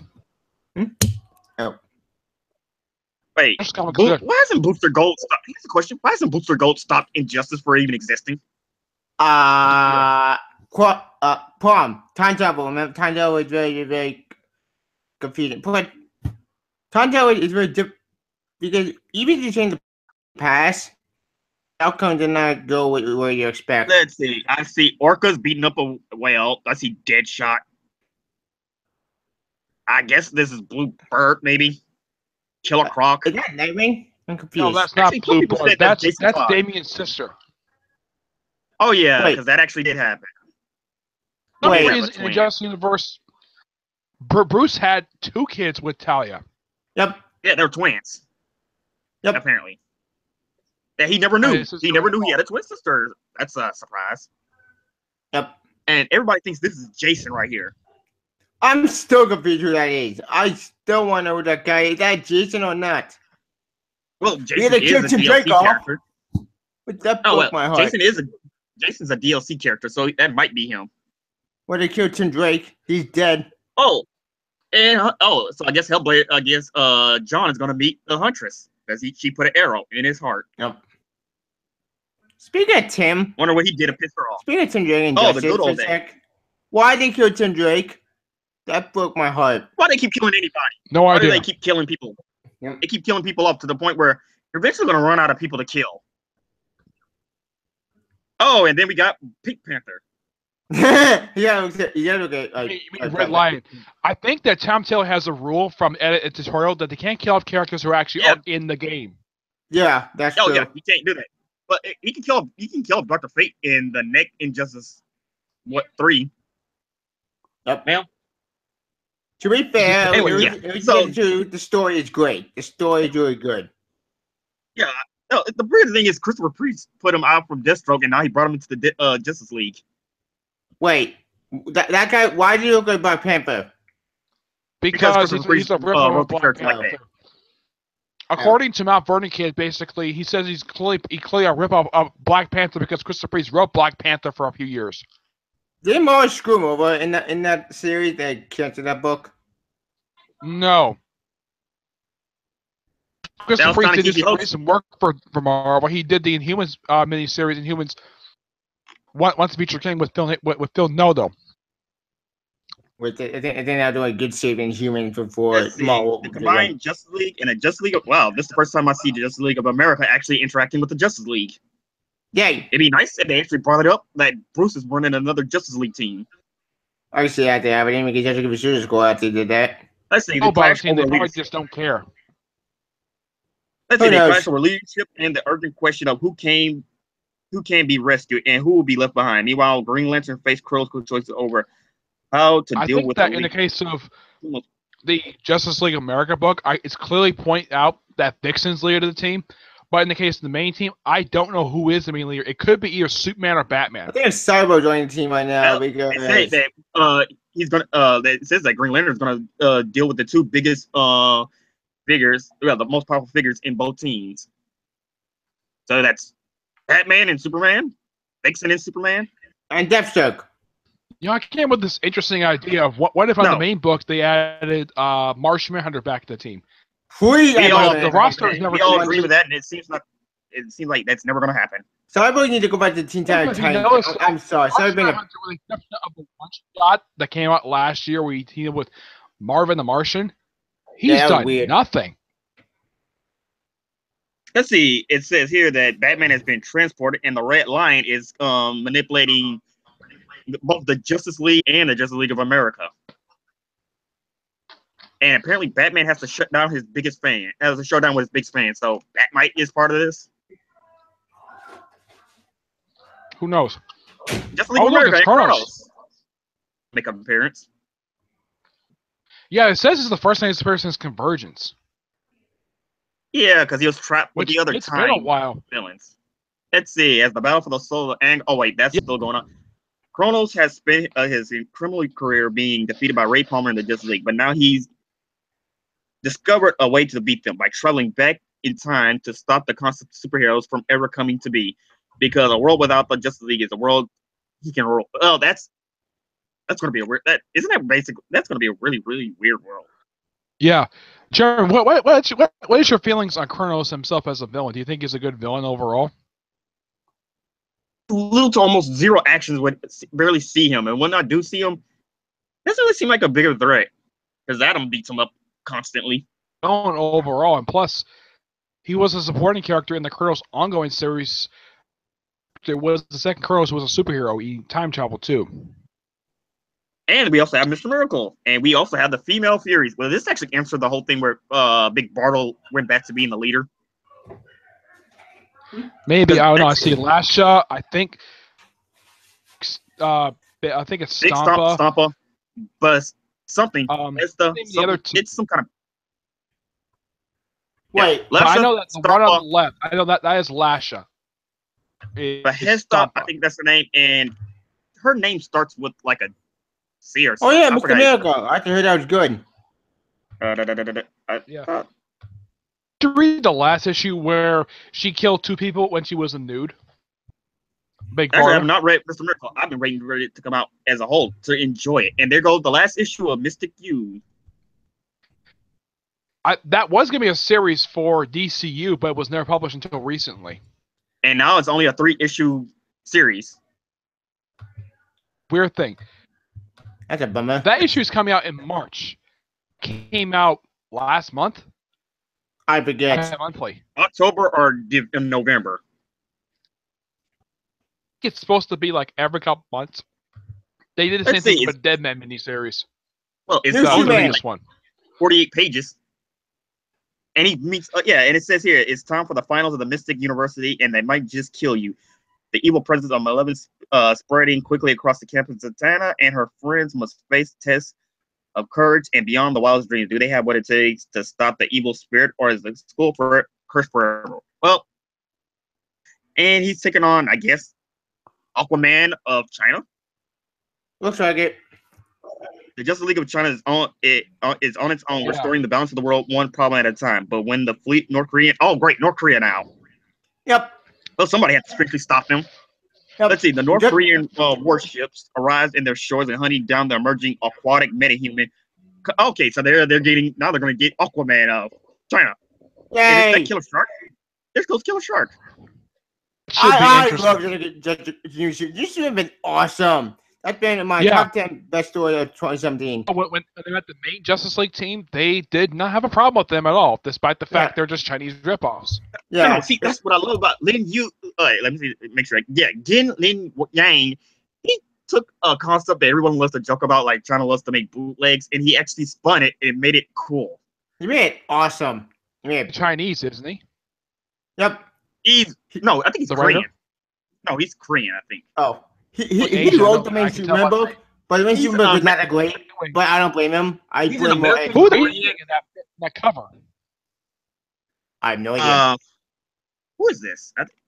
Looks like Dr. something. Hey, Edgar. Let's see. He's already been shot, stabbed, and there's no end in sight for Yeah, Nightwing. As he's Wow, forced you to guys face are off really- against the Justice League limousines, assassins of the Silver Springs Casino. Meanwhile, the judge is on the rise to accumulate with his most explosive move yet. This is legal. What? The League of Limousine Assassins? That sounds stupid. We'll yeah, see this on is the- a really bizarre story. Well, it's Sam Humphries. Yeah, we're just going through the DC catalog, Edgar. Oh, that's okay. I'm about to rip this up.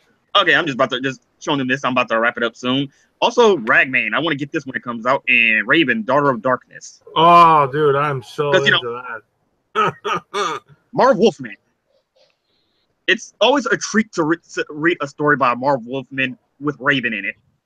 Oh yeah, I agree. Yeah, even And though Ray still Fox is not that he never wrote Starfire when it was coming out, it had to be.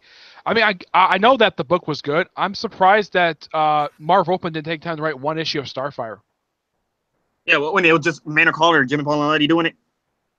He could have done maybe like a special with Starfire, but he did nothing with Yes, that he- series.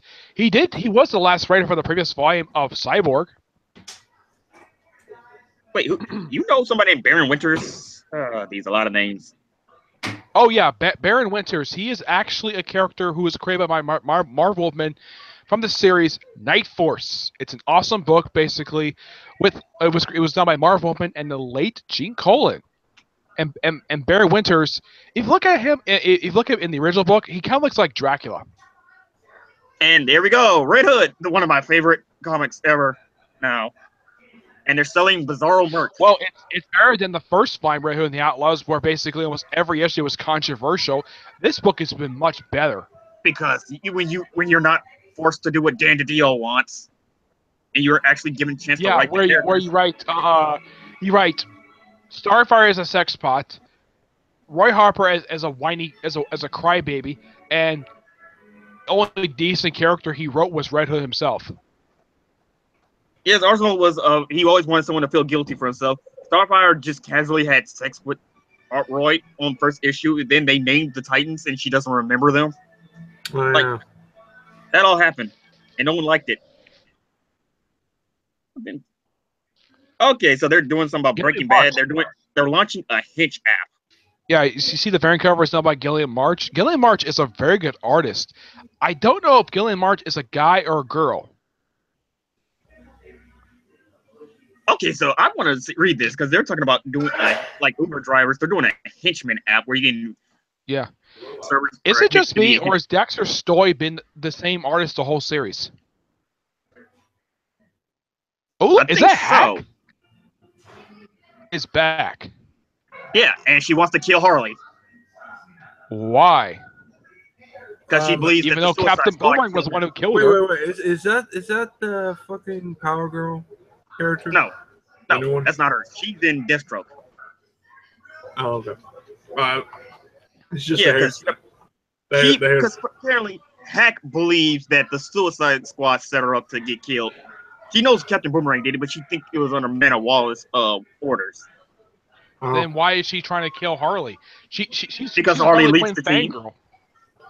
But she was portrayed by the Suicide Squad, and Harley is the leader of the Suicide Squad, who takes orders from Harley Waller. had nothing to do with her death at all. She's going after her and the whole team, and fucking what's that fucking bitch?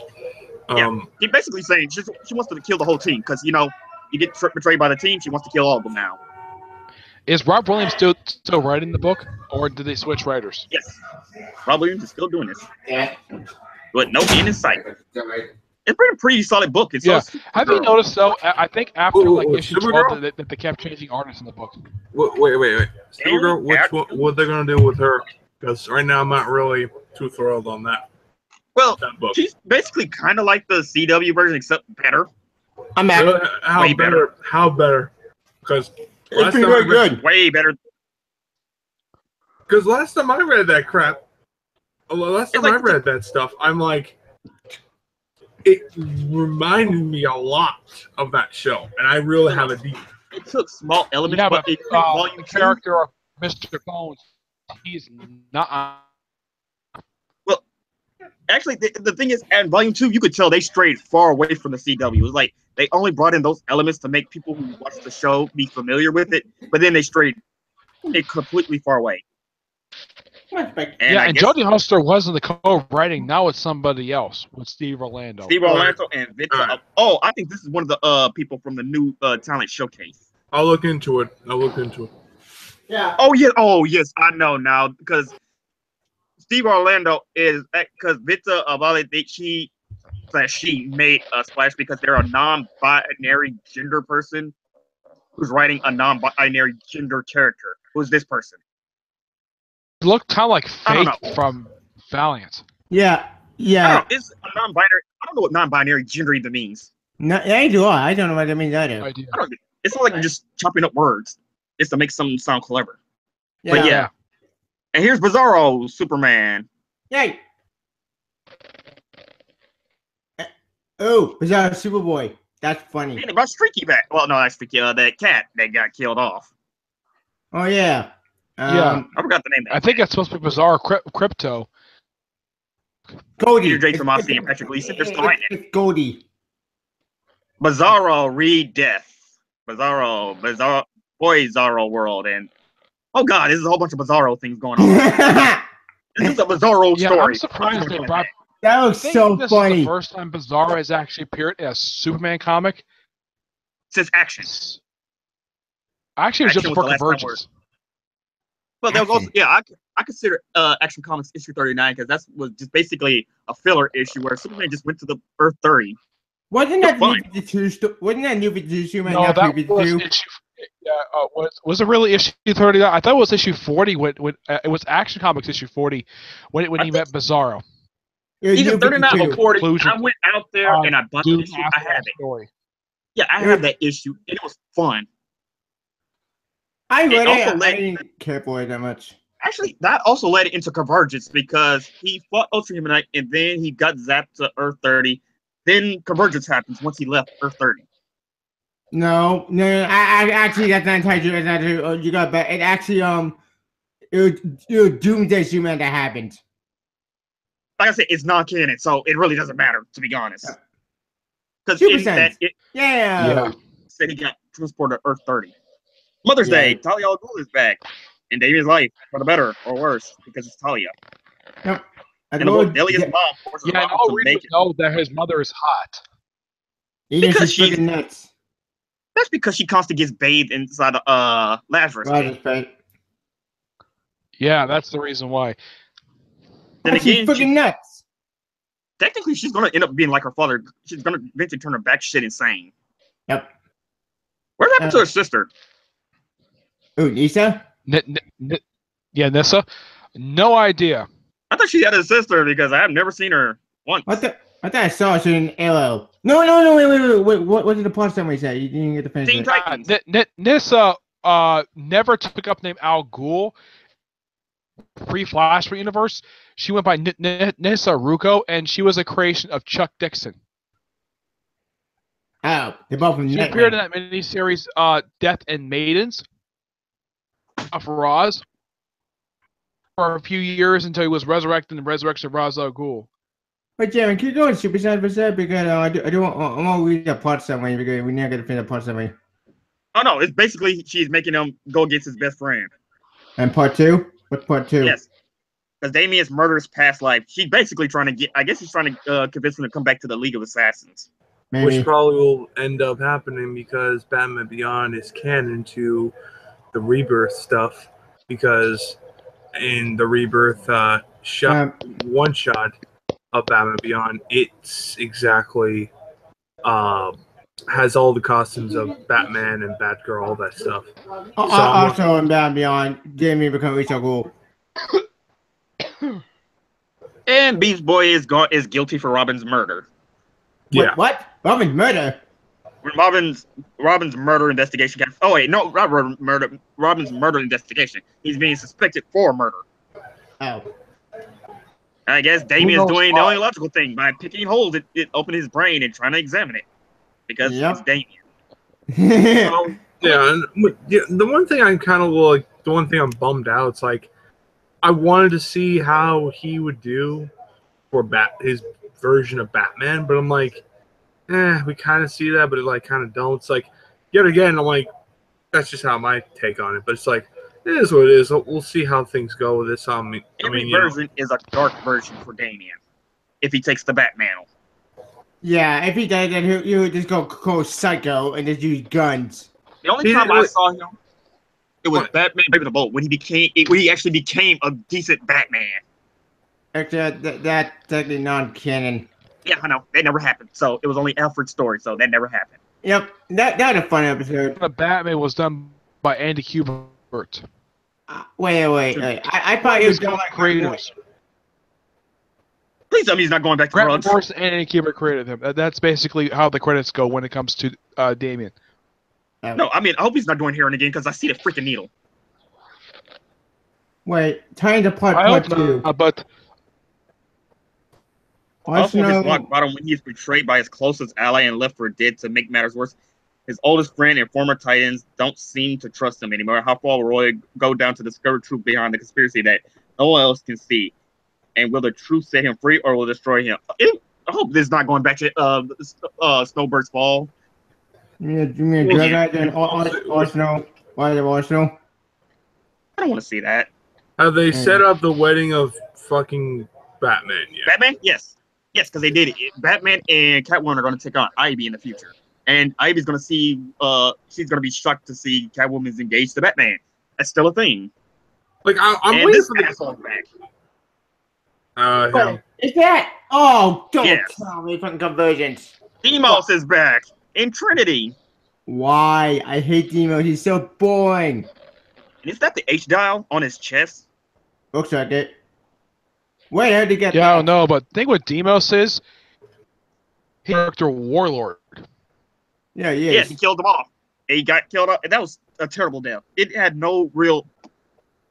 That was just terrible. Conversions don't Earth 2 bullshit crap. It's on the writing with Pat Searcher, who was the original artist for this run for Action Comics.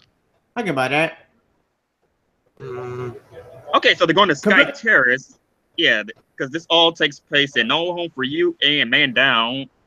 All takes place in Sky Terrace, taking on Demos. Because they got Jennifer Morgan, Shambhala, all that. Hopefully this time they don't mention conversions at all. Earth 2 could go away, boys. I'm giving it Earth 2. The thing is that he Why uses not Atlantean bring Earth 2 technology back? on the Fucking sorcery. I miss Earth 2. If they made the Earth video 2 Earth 2, ended on I'll a be good happy. note. Let it stay on a good note. Yeah, New Video Earth 2 is bad. Yeah. It got blown up. Seriously, Twice. that's an H dial, and I want to know how he got his hands on one. That's what I wonder. And we got Wonder Woman taking on Grail. Yay. It's still going on. Yep. They're still fighting each other. Arc going to go on for because this arc has been going on Oh, since it's, now, 31. it's Amazon's attacked. Oh god, Amazon's attacked. Amazon attacked. Amazon Time Part 2. How the ancient god have returned dark to the Original phone Amazon's itself. attack when they attacked America. They're doing it again, only Wow. this time with the ED. The thing Oh, with God. Amazon's attack, I've read it. It's awful. Bees. Steve Trevor was stung by a bee, and he was dying to it. Bees. Yeah. My God. Yes, bees. That was Not the funny. bees.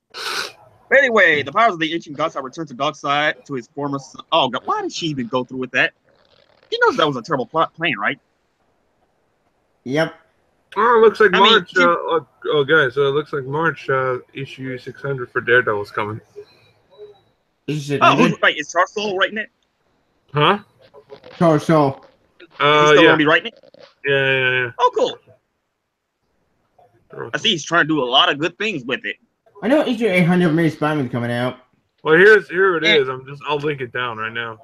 Okay. All his life, Wonder Woman's brother Jason has longed to meet Mother Hippolyta. Okay. The machinations of the gods have made it impossible now for the barrier between the worlds as at its thinnest. Could they come face to face? Is she finally going to go to them scare? Have they finally fixed that plot hole? Infinite Countdown Prime. Wait, Yeah. what? Yeah. They're doing the Yeah. Thanos. Oh yeah, Michael Clay. I heard this is not very if it's good. still canon. If in this Oh, continuity, yeah, it if was she's the one. still war. Made it Clay. They go Mm. Bug. I can't wait for this. The paperback to come out for this. Mm-hmm. And there go the That gay series Cyber was good. Force. That just wrapped up. Just I think it was just last week. I think it was week or two. It was a good series. I can't wait to get my hand on this Deliver the Midnight Suns. Wait, what? I find it funny that actually turned Snagglepuss gay. I have no idea. They made him flamboyant, but they made him out gay, all around gay this time. Yeah, whatever. Maybe the editor in chief of Marvel should issue an apology. Issue apologies to fans why apologize to everyone why they didn't celebrate Jack Kirby's 100th birthday. Yeah, they should, because the way they did that pissed They me don't off. give a Like Marvel, fuck. or DC? Marvel doesn't care about them. Only Stan Lee is important because Stan Lee Yeah. never betrayed the company. Even though Jack Stanley, Kirby they only care about Stanley because he's the goddamn writer, and that's it. The artists, like maybe No, like because he was loyal. yeah, He was loyal. He never once turned his back. Like unlike Jack Kirby and Steve Ditko, who were complaining because they weren't getting paid enough. exactly. I heard this from one thing that one of the worst things Marvel has ever done is that they sold some of his artwork any never money credited him. for. Yeah, they never credited him. Also, the guy that did Ghost At all. Rider, he can't sell none of the stuff. The guy who created Ghost Rider, he can't even sell anything with Ghost Rider on it. In fact, he lost the lawsuit, and he can't. And I thought last time I checked, I think he owed Marvel money. Also, Spectacular Spider-Man X-Men issue 300, which that's interesting. Yeah, and this is Created the characters guest. for DC. But as far as I can tell, only one I can think of's ever been brought to TV, and that's been Atom Smasher. Vampires? Why is this thing still going on? That's nice. I I have no idea. What do you mean, Scooby Apocalypse? I have no idea why. Oh, Angel and That's Eight. the only reason why I read it. They teaming up with some Silver Age characters, Angel and Eight. That's nice. Okay. And that's it, people. That Talk is about the the end of the eighth DC character. catalog. It was retcon post-crisis that he's Gorilla Grodd's grandson. Wait, what? How did you go our grandson? Because Gorilla Grodd's old. That he is So. definitely he's an eight. indeed Gorilla Grodd's grandson. Powers. That's the end of the DC catalog. Okay. So we can end it right here because I have to go get ready for work. The new year starts Okay. tomorrow. Okay. All You have right. to do your outros now. I'll see you guys later. Stay tuned for any comic reviews on my channel, Comic Fan 992, and later. Bye. Alright, you can follow my YouTube at Test give me a chance my video on Twitter, or you can follow me on Twitch. Then you're join for Comic Con 101. Still, And we'll talk about more comics. I got more comic. I made some anime because actually, speaking of anime, we still never got to talk about. Wait, I think we just did with Young Justice now on.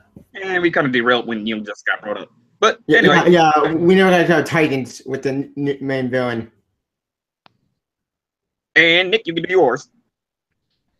You can subscribe to my YouTube channel. You also can follow me on Google Plus and Twitter.